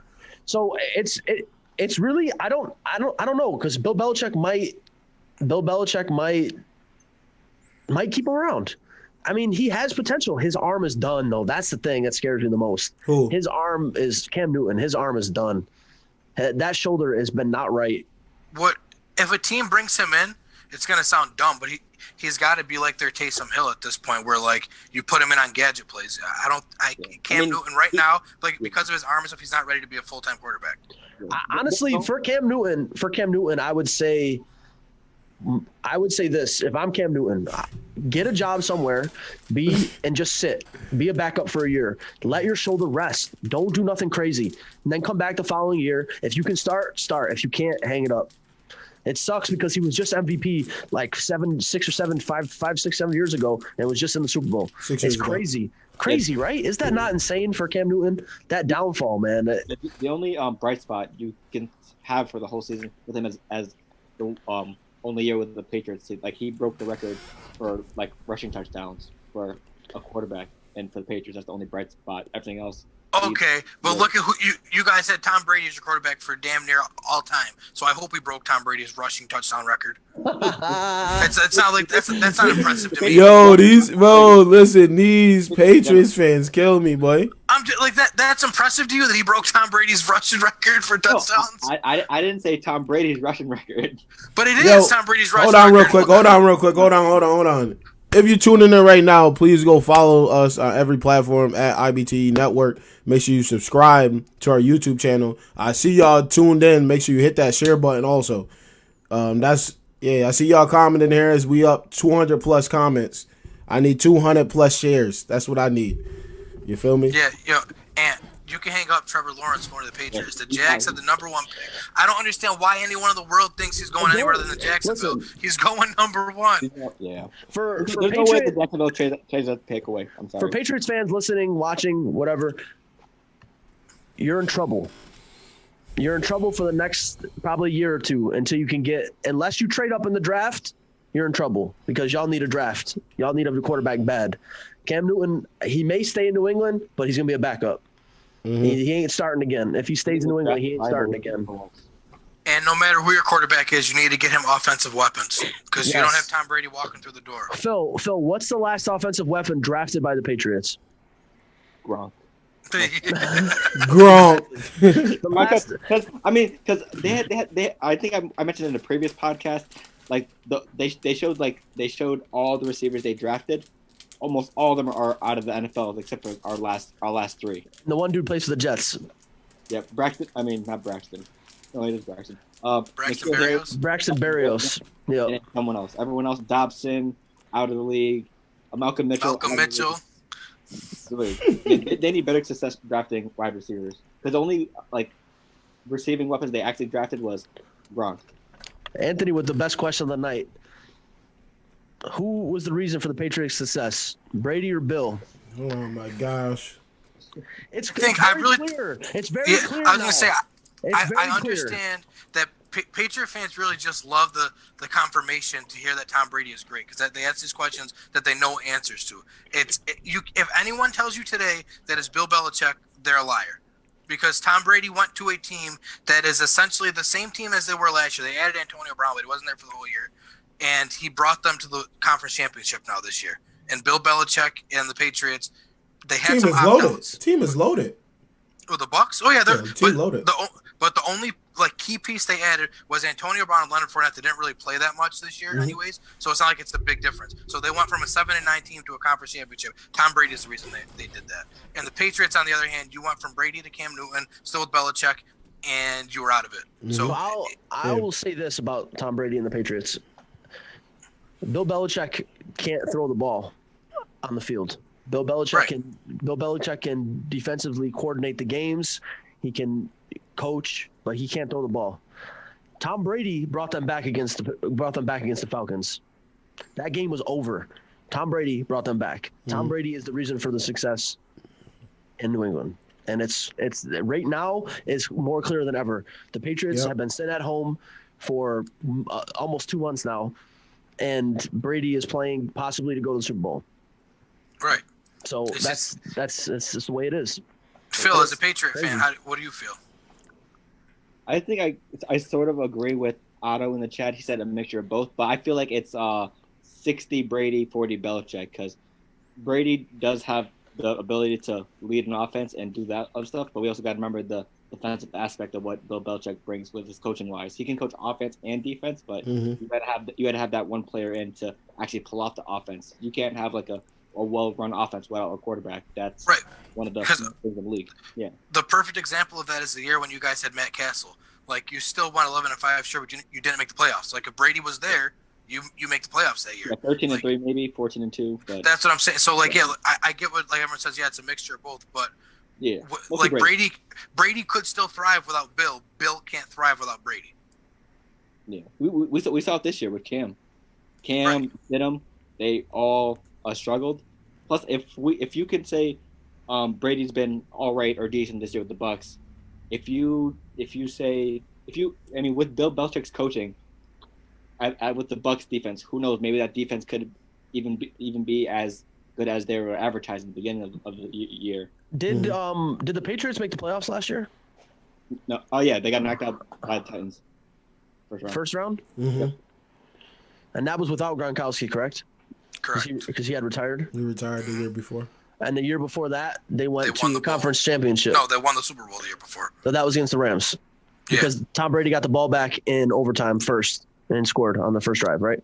Yep, against Mahomes. Yep. And but he also he drove down the field and hit Gronk 3 times in a row to score the touchdown. Yeah. And then the game-winning play in the Super Bowl against the Rams, what did he do? Hit Gronkowski down the field. Tom Brady, and we talk about GOATness all the time on the podcast. LeBron James has been to 10 straight finals. Has missed the playoffs before last year, 20 or 2 years ago, before 20 years, whatever. Tom Brady has to be one of the most incredible athletes that we've ever seen play the NFL. I mean, how many times is this man going to continue to do the same thing over and over and over again? And I fucking hate the Patriots. Yeah, it's absolutely insane. I say this all the time. For the people that I do see on Facebook, people hate on greatness. You can't. I don't get it. I don't understand it. I can't make it make sense in my brain to how somebody could say someone's not great when they keep doing it over and over and over again. And then the kicker is the people that say this have never been great at anything ever. Well, that's why there's hate. That's mine, but that is the psychological part for me to make me understand why they say the things, because then I sit back. I don't know people's lives full and full, but from the highlights of just anything, this person has never highlighted anything that great that they have done. So it makes sense why you hate somebody that's great, right? Because you've never done anything that's been at that level of anything.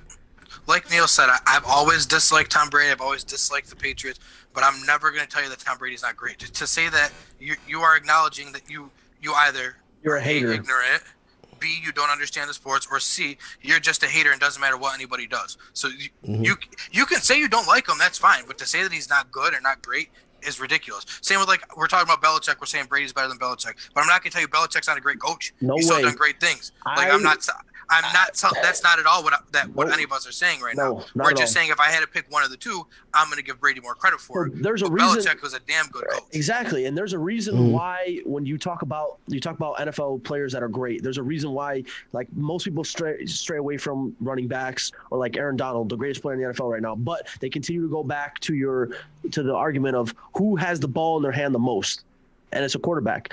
You live at the end of the day, you live and you die by your quarterback. If your quarterback throws picks, Lawrence, we've seen it in the Saints game. If the quarterback throws picks, you lose the game. You lose the game. If your quarterback turns the ball over, you lose the game. Like you said, it's literally those 4 quarterbacks left. If the the 2 quarterbacks that play poor in whatever game, their team is going to lose. Right. And you look at a quarterback that we would all agree on the podcast is good, not great. Jared Goff has lost 1 game when he doesn't turn the ball over. That's it.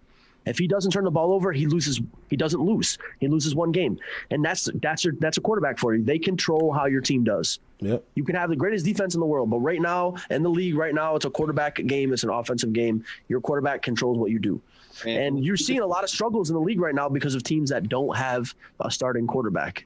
Right, and I don't know how 100% true this is, but if you look at all the teams like on NFL Sunday or any game, they have the C on their chest for a reason. Most of the team's captain is the quarterback, because it's just I don't know how true that is, but I think a good amount of percent. No, that's been since the only time you will probably see a quarterback not have the captain is if they're a rookie and they weren't like a number because they haven't earned the locker room yet. Well, you think about a captain. You think a captain is obviously somebody that's going to lead, but you think about who talks the most on a football field. It's going to be the quarterback. They're talking in the huddle. They're talking at the line. They're making all the plays changes. They're talking to the wide receivers, the offensive line, everything. So they have to have some source of power from inside because they have to literally lead grown ass men. I've had first-hand experience where the quarterback people look to the quarterback and the quarterback's not that guy and it affects the entire offense. Then goes to the defense, to the special teams and everything. I mean, none of us have really played sports on a higher level, but Lawrence, you've been there. You gotta, if you're down, like say you're down 7, you're down. You're looking. I've been down 2 possessions in the game. It's 5 minutes left. You know you can get it done, but then you look to your quarterback. You look at your man and say, and he's got.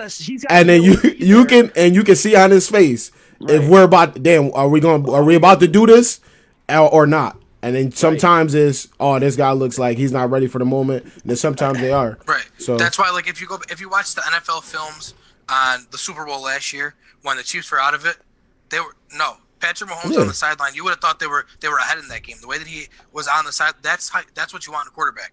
All right, that's what you need. So great question. Yeah, great question.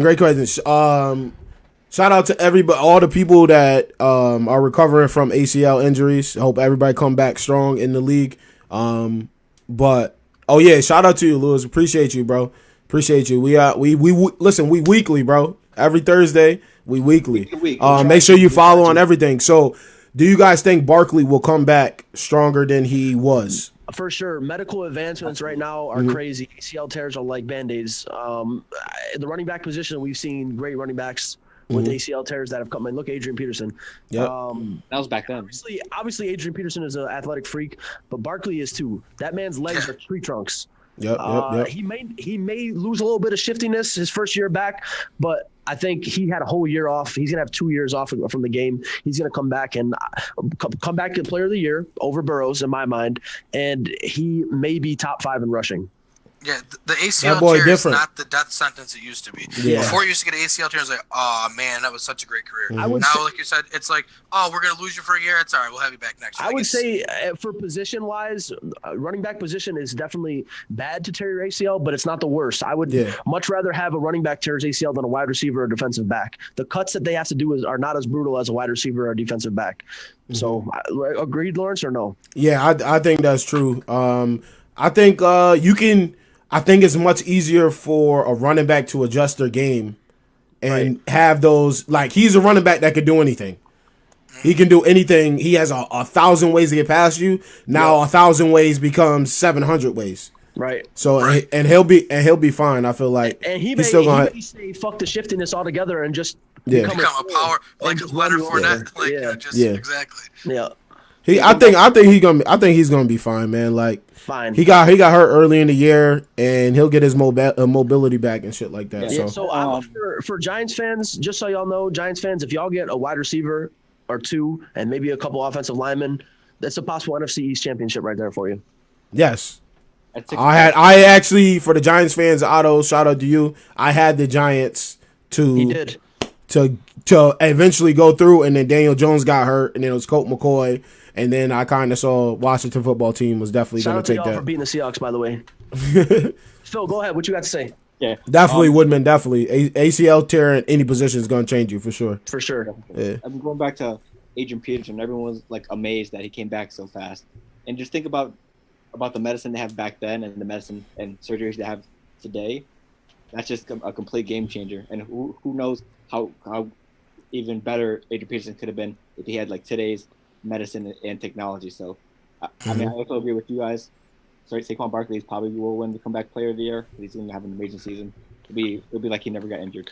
So, like, another thing with the ACL tear is a lot of the times with those ACL tears, you see a lot of other structural damage around the knee. Like, they tear a PCL, they tear an MCL along with it. But Barkley's was just a clear ACL tear, was it not?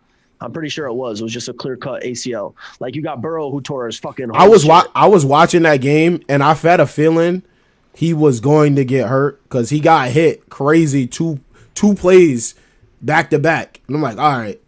Then sure enough, he went to do some hurdle, jump back cut, and Eddie Jackson took him out. And I'm like, damn, old boy is done for the season. He got to be. But Odell's going to come back. I think he's going to be fine. Burrow? You said Burrow? Yeah, Burrow's going to probably sit. You think I think he's going to sit out of the year? No, I don't think he's sitting. They talked. I don't know. He's too much of a competitor. Too much of a competitor. They don't know if his knee's gonna be ready in time. Yeah. I and I get what you're saying, Neil. I really do, but I think it's very easy for them to say that now. But I think that when Joe Burrow was really pushing you to say, I want to play, and the season's about to start, and if you, like I said before, if Ben don't come back, the Steelers aren't going to be a threat to you next year. Obviously, the Browns are up and coming. The Ravens are still there. But if you're the Bengals and you feel like you got Joe Burrow and you got those guys around and you make some pieces, you feel like, why not us? It's going to be hard for you to say, we're going to throw away this year. Yeah. Side note to that, I mean, I completely agree with Kenny said. You saw this division have three teams in the playoffs. Who says the Bengals can't switch out with the Steelers if Ben retires and be that third team that gets in the playoffs somehow? That's what's like. It's easy right now for them to say, "Oh, we might really bench Burrow to get him healthy." But when the season starts, week one, you're gonna, because what you're saying by benching Joe Burrow is we're giving up on the year. Could you sell that to a locker room if Joe Burrow is telling you I'm healthy enough to play, but you as a coach are saying no, we're gonna bench you for a year? Mm-hmm. It really depends. Yeah, it depends on what the front office. You're looking the other 52 guys in the face and saying we're giving up on you this year. Yep. Yeah, Lewis, I know the ACL surgery is rough, but we got to think about another thing that we got to keep in mind is a lot of us, common folk, don't have access to the type of medicine that these NFL teams have. Yeah, they got some different. They have like legit masterminds. Like there's no people that they probably invested in programs for people to just study on ACLs or just the entire knee structure. They invent surgeries for these guys. Mm-hmm. Yeah. So breaking news: Rockets trade for Kevin Porter Jr. NBA news. I was going to mention that like 10 minutes ago, but I didn't want to interrupt the flow. It just came across my screen as we're recording. Smith Jr. to the Rockets. All right, man. Any last words, fellas? Any last words? Are we doing NBA? The chat want to hear NBA shit or not? We doing NFL only? What's the word, fellas? Anybody watching want to hear some NBA talk or not? I quickly want to touch on some NBA stuff that we said before, just about the Kyrie Irving thing, because I've been seeing a lot of people go in and out of that, and going left with it. Kyrie, 100%. If he had to take time off for his mental health, I'm 100%. I'm right there with you, and 100%. That's the right thing to do. But the only thing, like I've said on the podcast before, is just as a professional, you should make that phone call to your boss and say, "Hey, look, I'm not right now. I'm not going to be there." To just no call, no show is where the problem comes up. But I have no problem with you taking time off if you needed it. You just needed to let somebody know you were taking the time off. Definitely. Shout out to that man for buying George Floyd's family a house. Absolutely. He's a great person. He does great things. Working. So that's what I don't want to see anybody bashing Kyrie for what he did. I watched his about it the wrong way, but I watched his press conference like 3 times in a row. So I'm assuming Shout out to him. They're in his press conference. Woodman's talking Shout about the out to Nets him. scandal. Is he talking about the Kyrie thing, or is he talking about them losing to the Cavaliers last night? Yeah, that's what I'm trying to figure out. I'd take Kyrie faked it. I mean, Kyrie. I don't know, because we've seen funky shit with Kyrie before, right? Yeah, like, this isn't new for Kyrie Irving to just do some fuck shit. Like the game. I'm about to change my background. The game in Cleveland was Kyrie Irving's first game in Cleveland since 2017. Believe it or not. Or was it 2019, I think, actually. Sorry, 2019 it might have been. So he doesn't go back and play in games or play at home stadiums where he played previously. He's just a weird dude.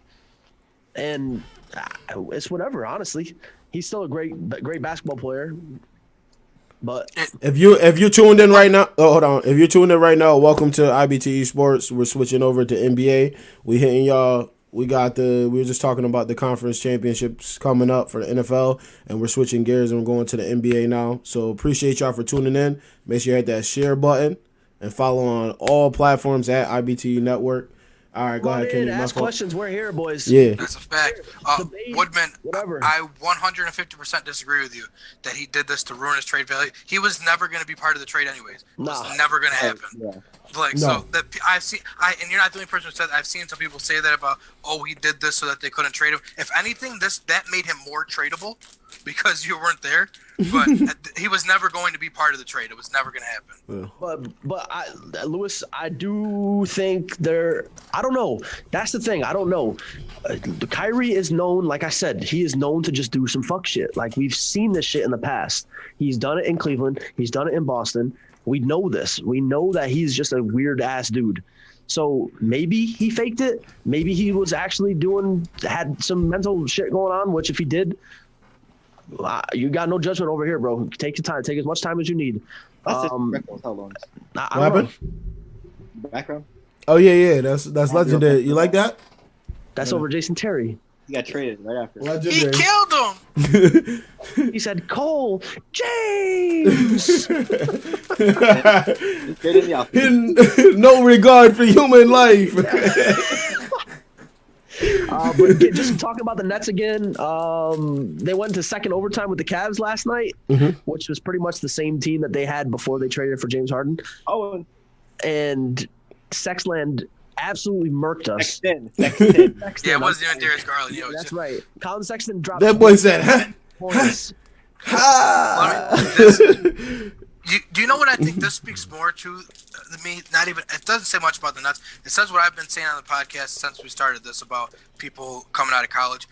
Colin Sexton, he came out of college at 19 years old, and people expect him to be an instant impact player. He's now in his third year, and he's been able to develop and learn the system and been given the keys, and look what happens. He's having a great year, and now we're talking about it because he put up 40 against a phenomenal Nets team. But if you've watched Colin Sexton this year, he's been having a good year, and it's not crazy for him to do what he did last night because he's finally being able to thrive. Mm-hmm. That's what I said.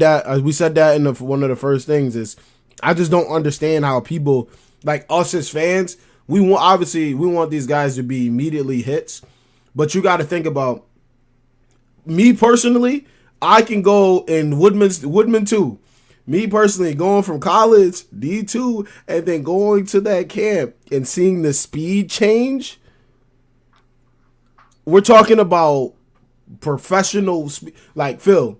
The speed is like different.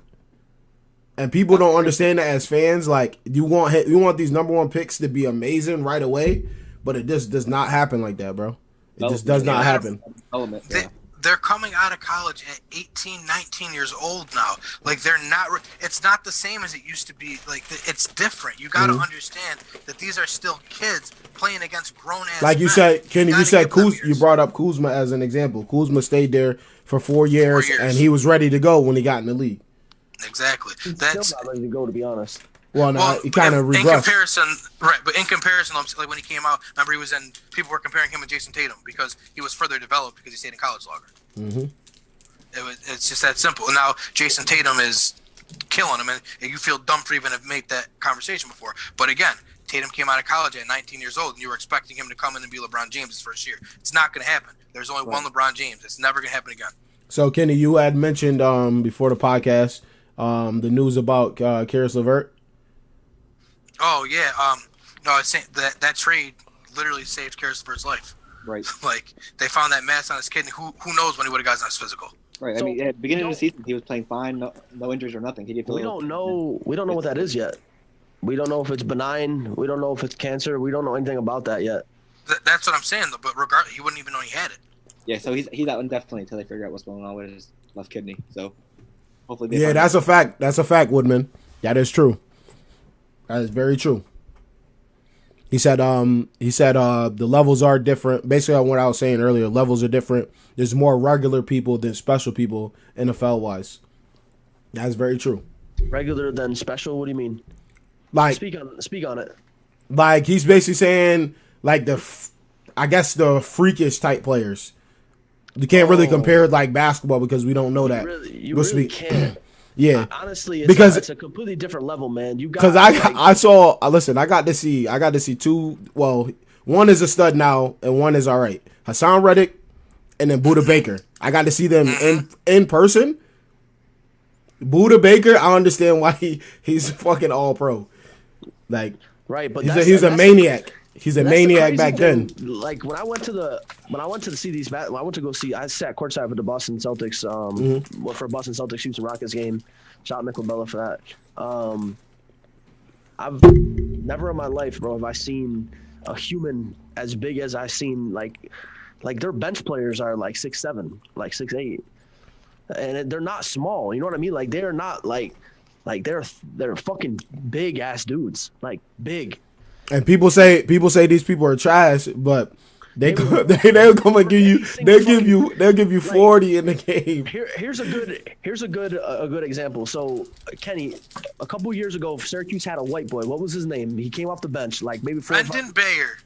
Nah, he was real small. We're talking about the one who had to come off the bench when we played against Michigan State. No, he only played garbage time. Yeah, that's Brendan Bayer typically did, but he had to that time. But, you're talking about Brandon Reese, I believe. I'm not sure He was who he is. he was the point guard, yes. Okay, so who played garbage time. So I had a friend. I had a friend who went to, I think he either went to Syracuse or he played like intramurals or something like that, and saw this dude, right? Saw this dude who was deep bench on the Syracuse basketball team, right? Was a walk-on. He was a walk-on. And still, it wasn't even close. Like, he cooked the whole gym. That's how crazy good these athletes are. Like, yeah. You're looking at bench players that would kill you. Like, it wouldn't even be close. That's why. Well, that's what the kid that I was just the Brendan Bayer kid for Syracuse. He was a walk-on the Syracuse team. Like everyone, this kid's no good, blah blah blah. Well, he had to step in the Sweet 16 against Michigan State, who at the time was like number 3 in the country. And this kid comes in and is balling on dudes. Like these are athletes. They are elite level athletes. Like just because they don't play does not mean they're trash. It just means that the other people in front of them are even more that elite. much better. Yeah.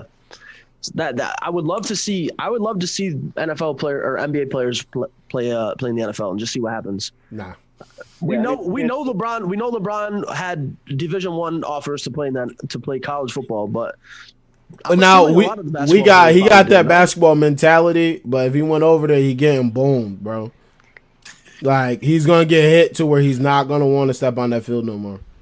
Right. I mean, I agree, but I disagree because you say yes, a basketball mentality, but you look at a basketball mentality, you still got to be a fucking killer. Are we saying putting him in the NFL now or when his career started in 2003? Oh no, I'm talking about prime athletes.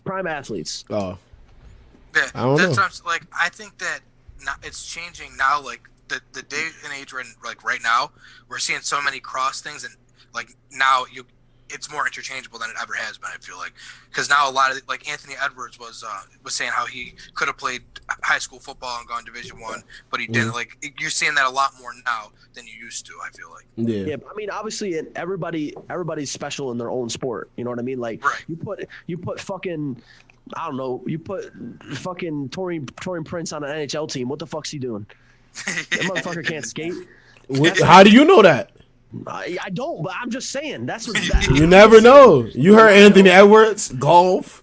foosball, He didn't say tennis. that. He said lacrosse. He said, Killing. That's how you supposed to feel, man. Yeah, He's a pretty good player too. I like him. I like him. Yeah, going back to the special talent and regular talent, Mhm.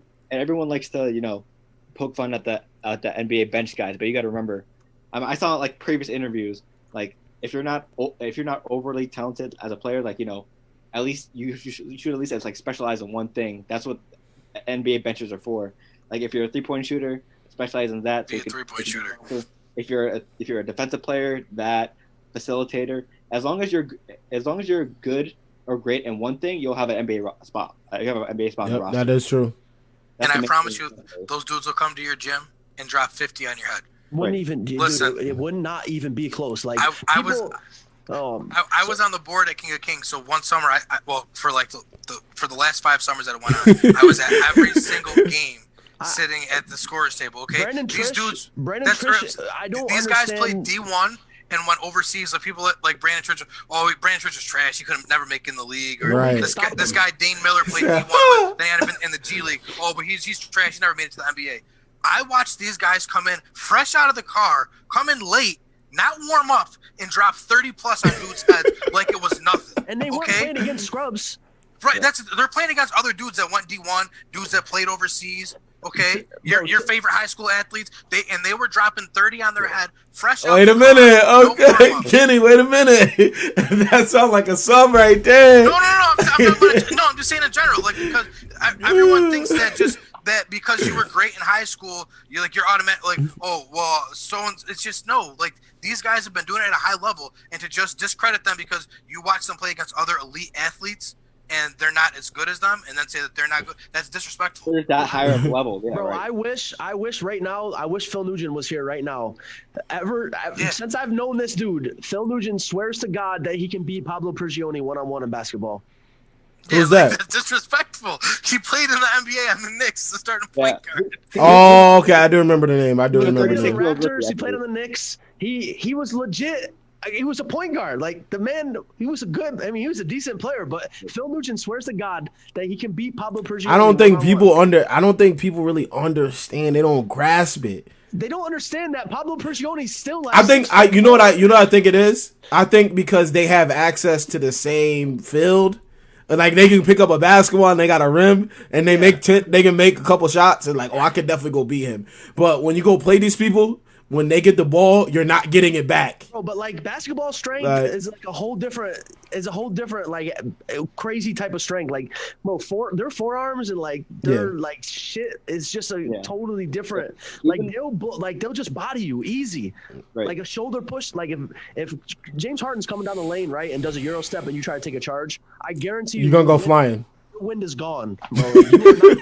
You are not gonna be able. And after the Magic City Wings too. Oh, yeah. That man weighs, I don't give a fuck. James Harden weighs at least 230, 250 right now. All right. That man is.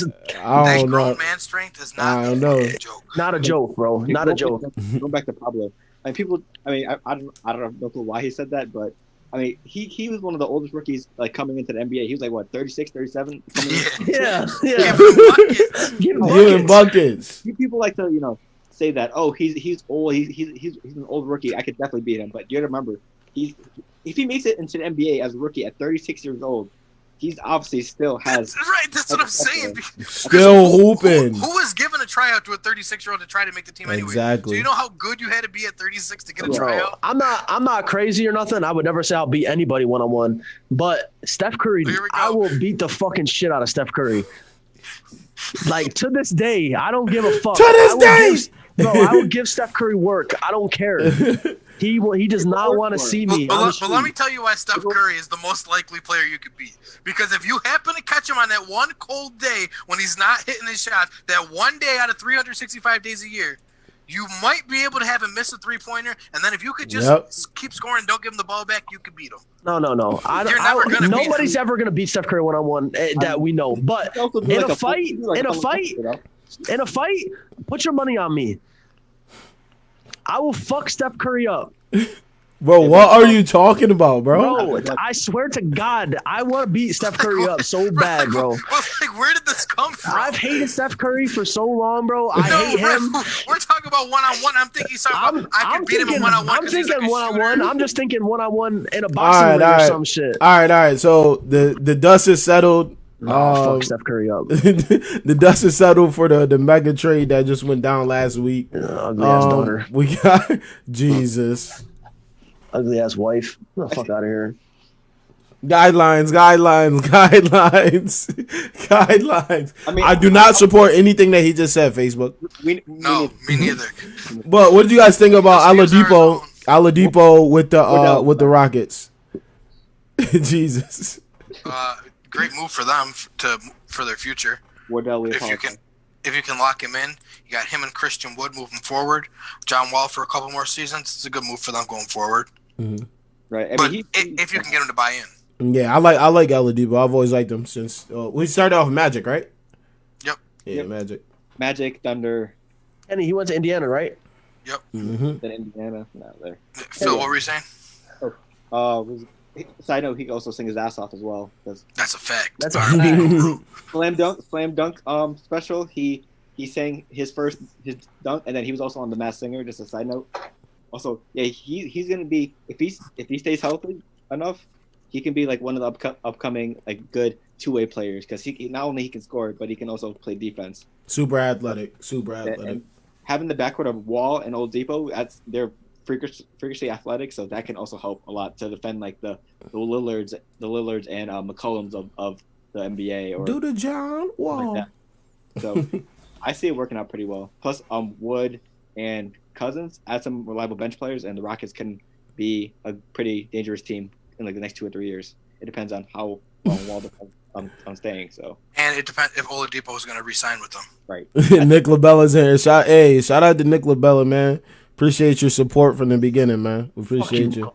And Neil is ugly. I second that. Fuck all you pussies. Neil, do you want to give us a recap on the fantasy basketball, or you don't want to say my team's name again? I don't want to talk about no fantasy basketball. I'll do it for you this week. I got you. I'm gonna help you out. Yo, for anybody that's watching and anybody's new, welcome to IBTE Network, and we got IBTE Sports right here. Yo, bro. Oh man. And we appreciate y'all for tuning in. Make sure y'all hit that link that's pinned in the comments there. That has everything that we have to offer for IBTE Network. We got a bunch of great pieces of content that we offer on YouTube, from cooking to entrepreneurship to inspirational creators and artists from around the area. And if you haven't watched it yet, check the latest What's Inspired You. Some gems. Nazi. Shout out to Nazi Deloach. Yeah, definitely. And we I just want to say that I don't think Naz Deloach ever said anything about this. That's disrespectful as fuck. Here we go. All right, that's disrespectful as fuck. And if you're listening to this, Naz, well, what the fuck? Where'd you start, bro? I need some respect. Throw some respect on Arlington Road. My attic, okay? That shit is still painted in red and black and got your signatures and shit all up on there. Throw some respect. All right, man. That besides the point. I need some fucking creds. I'm sick of this shit. Yo, listen. Calm down. Like I said, Neil's gonna be the dude. Bro, as soon as Nick LaBella got in here, I got upset. That's all. Yo, calm down. Wait a minute. I'm trying to do my plug here. On IBT Network, we offer a wide range of pieces of content from cooking with you. Shout out to Julie. Appreciate you for joining with us. We got my boy Rick for Boss Talk series. I have What Inspires You. Air Fresh Customs. Shout out to you. Shout out to my boy Rick, Darnell, Fresh, Mark. Appreciate you guys for everything that y'all do for this network. And I'm really excited to see where it goes. We're gonna get back to this NBA talk though. Make sure y'all go and check us out. So Neil, you got who's that behind you in the background, man? Bro, that is from the finals where LeBron James lost Kevin Love and Kyrie Irving, and Matthew Dellavedova put the work on Steph Curry. That box defense. These are facts. That's Dellavedova. The original picture is Stephen Curry holding his baby, but then I photoshopped Matthew Dellavedova's face over Stephen Curry and put Stephen Curry's face over his baby. Jesus. Got owned. Listen, Delly was giving him buckets. Oh, Lewis, we're doing UFC. We definitely want to talk about that Conor McGregor fight. I don't want to talk about him. We definitely gonna talk about that Conor McGregor fight. I don't want to talk about him. My boy Tabo, I don't know where he went, if Tabo's still in the chat or not, but Tabo, we got to talk about UFC, bro. We said we wanted you to come on for UFC talk. We'll probably set that up for y'all could talk about it tomorrow or early Saturday. I think the fight is y'all can do it Saturday. Yeah, Saturday. Yeah. So y'all can do. We'll figure something out. Get nice little special for Conor McGregor. Hopefully he doesn't get choked out. I'm gonna just say, Lewis, if you want to know I'm a huge combat sports fan, big boxing fan, big UFC fan. I would fuck Stephen Curry up. But Conor McGregor for sure. I got Conor McGregor by a second round knockout. He's too big, he's too strong, he's too fast. His left hand's too much. It's over for him. Neil is, the more you speak, the more Phil was right. You are our Brandon Marshall, because Brandon Marshall went on national TV and said he could beat Deontay Wilder and believed it. And I really think that Neil right now believes that he could beat Stephen Curry. Bro, I've been saying, okay, anybody who knows me for the past 10 years knows I've been saying this shit. I would fuck Stephen Curry up. This is not news. This is not new news. Was I wrong? All right, so yo, let's get into the Yahoo Sports League. We got a league. And we IBTE Fantasy Basketball League. We may be doing other leagues coming up. So be on the lookout for them. We're gonna post a status once. If you catch the train, you catch the train. If you don't, you don't. Fantasy baseball is a possibility as well. Absolutely. I fantasy baseball, Kenny. I know you I do too. So I'm in by default. I take some more of my free money for you guys. Oh, Neil, I'm mad at it. I'll go ahead and do it. Right. As much as I don't want to, I'll go ahead. Shut the fuck up. I'll go ahead. Pronunciate too. All right.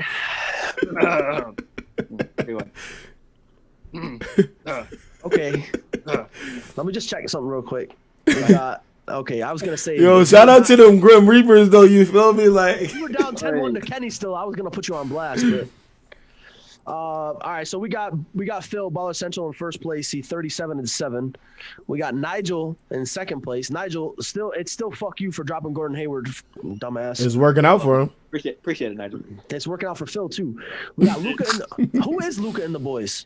I don't know. That's Nick Verzace. Oh, it is Nick Verzace. Okay, we got Nick Verzace in third. Luca in the boys. We got the rookie of the year still to this day.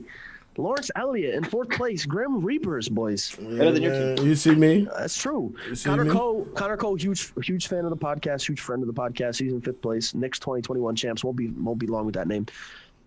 We got Kenny at sixth place, 23-21, and then Neil right behind him, Mob Squad 22-22. It's all right. We got Lewis's team, not the Lewis in the chat. We got Lewis's team 20-24 in eighth place. Owen Moffitt. Shout out to you, always supporting. Ninth place, 17-26. Duke Labella. Nick, you and your co-owned team over here is fucking garbage. What is this? Wait, what's the show? What's the fantasy football show? Fantasy Football Now. No. No, it's the old one. The league. Where his wife was actually running the shit for him.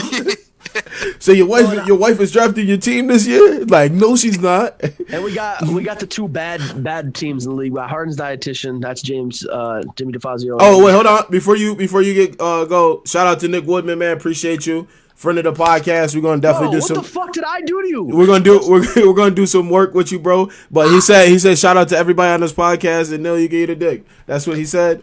Straight from Nick Woodman. Shout out to you, bro. Let me just before I go on and Woodman leaves, I just want to say that I was at a party with Nick Woodman once in the backyard of some house. Whoa! Guidelines. I fucking carried Facebook his ass beer pong. Oh, okay. All right. Carried his ass beer pong. Kenny, that sounded like it was gonna go bad, bro. Guidelines. I'm gonna be click, and then the table for like 2 hours, and he hopped in my fucking backpack. His fucking little fuck you. All right, and who's the last two teams right now? We got Denville and dead last, bro. Wait, So who he's did? drafting Trey Young in the first Trey round. Young, first pick of the draft, dead last. I didn't even do that, and I was a rookie. Bro, with first pick in the draft, garbage, bro. Absolute garbage. I'm sorry, Denville, bro. Shout out to just being garbage. Thanks for the donation.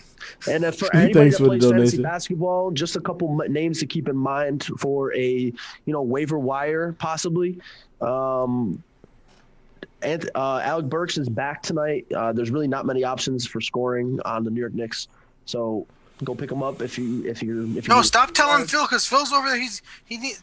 Yeah, bro. Yeah, you bugging. I can't go through waiver wires. Oh, you should. Go ahead. No, that's all right. Whatever, bro. I'm fine. I'm All right. Is there anything else y'all want to hit on for NBA? Anyone got any questions? Oh, Kevin Porter. Oh yeah. Well, he just got traded. Right. So good for him. He got traded, and the reason why he got traded was he didn't like the fact that Taurean Prince got his locker. He pulled a Right. jail and threw food at a worker. Yep. I believe. Yeah, he threw it. Yeah, Kevin. He's got to get his act together. He has all the talent in the world. He had a chance to be like the steal of that draft class because he's that good. But he's just got to get it together off the court. Kenny, was he legit in college? Yeah, at USC he was nice. Like it was the fact that he fell that far in the draft told you there had to be character issues. Yeah. The Rockets gain, I guess. They just gain another player, hopefully, to strengthen that bench. Yeah, I mean the Rockets. It's really no lose situation for them. If he ends up becoming head case, you just cut your losses, and if he ends up getting it together, you have a solid piece for your bench now. Don't look now. I hate to say this. Don't look now, but the Clippers are starting to put together a good run. 1-5 straight, yeah. And the Warriors are starting to get back to Warrior type shit. And the Rockets, I'm only saying this because Nick LaBelle is still in here and he's a diehard Rockets fan. The Rockets are fucking garbage. And without Christian Wood, if y'all did not have Christian Wood right now, you would be the worst team in the league. Also, side note, as previous the NFL talks, the streets, as Kenny would say, Zach LaVine might become a Warrior. It might be some trades involved. If they might want to try to move on from Wiggins and Oubre. So that's big. LaVine That's actually huge. That's what the street has been saying. So that could be a good addition. That could be a great replacement for Clay. Lawrence, you know all I'm hearing with all this stuff they're saying?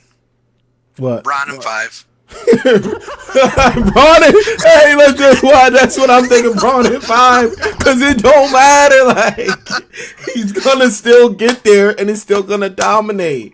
He gonna let you win. He gonna let you win the first. He gonna let you win the first game. Get your confidence up. He gonna run right through you. If anybody Every chat, time. what do y'all think? Who's gonna win the championship this year? We got obviously we got two front runners. We got the Lakers from the West, and we got the Nets in the East. I would say Nets in the East. Bill's gonna say Boston in the East. Oh, yo, shout out to Anthony, bro. Yeah, listen, we the podcast is gonna be transitioning as the NFL ends. We're gonna be transitioning to other sports also. And other topics as well. If there's other topics too. hear, like these guys are diverse. They know multiple things. For the sports that are coming up, they know way more than me. So Almost cricket season too. What'd you say? Almost cricket season. Cricket season? Cricket look fun as shit though. I'm not gonna lie. Y'all want a UEFA Champions League podcast? I'm on it. What'd you say? Y'all don't even know what UEFA Champions League is. Soccer, obviously, bro. Okay. Oh, soccer. It's football. I don't know nothing about that. I won a couple. I think I won like $300 off that.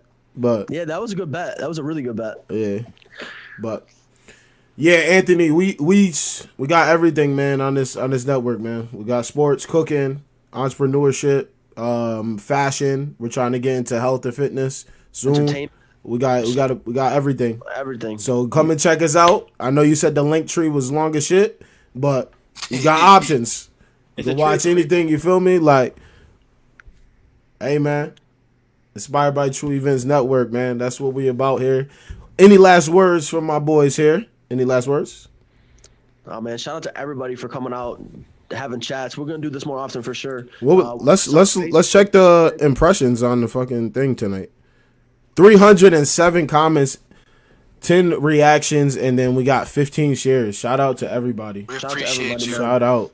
Definitely. Honestly, everything that we do, obviously we do because we love it, but we wouldn't, obviously we have that extra push to record every week. It's obviously taxing for all of us. I know we all work crazy jobs. Mm-hmm. So just the support definitely helps us, pushes us to want to do shit more. Especially, I mean, after NFL is over, Lawrence isn't the best in the NBA, but we still going to be out here doing shit for y'all because that's what we do. Yes, sir. Yes, sir. Kenny, you got anything, bro? Any shout outs to the people? Shout out to me.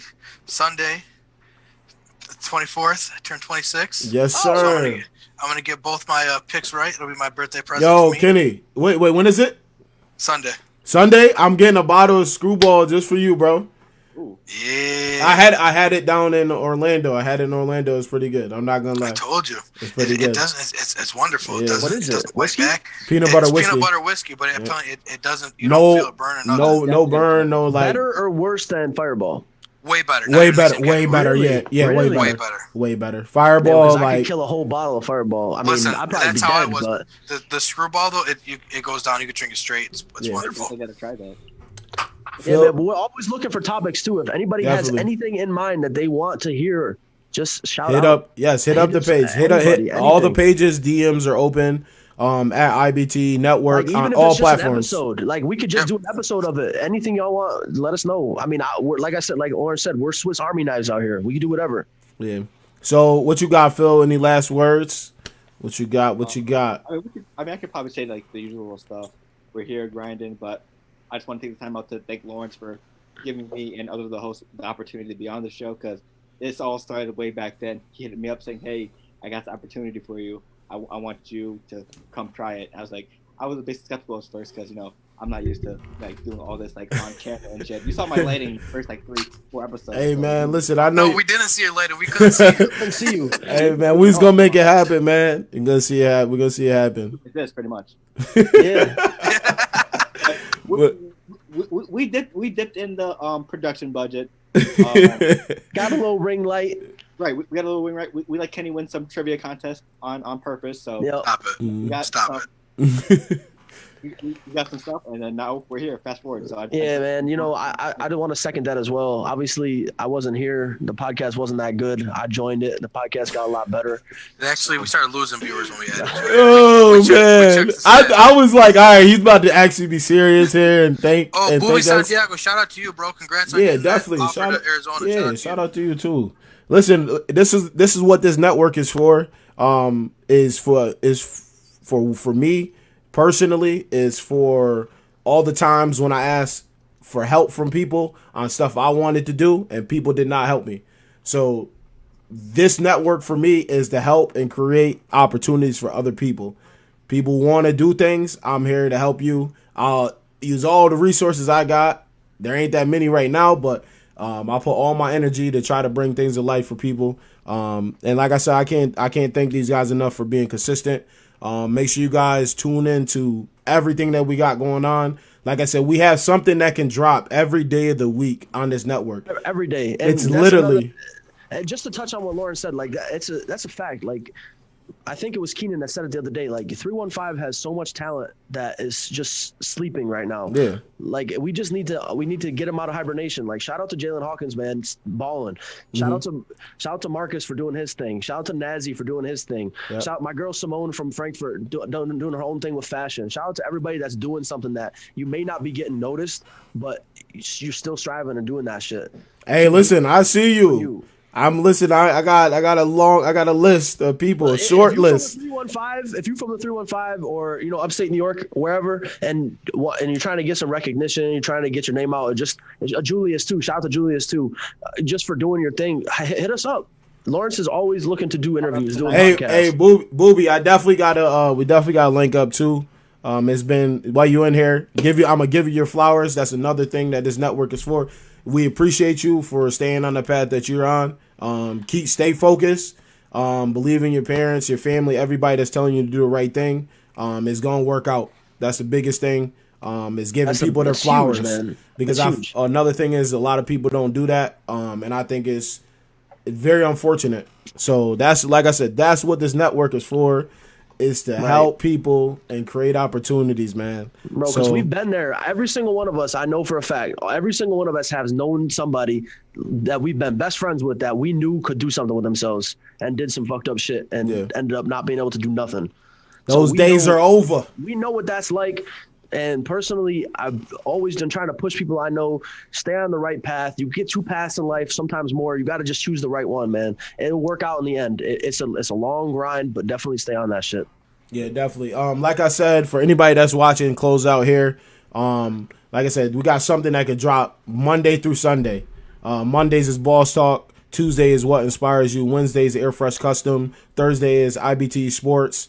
Saturday is Little Dreamers, and kind of open right now.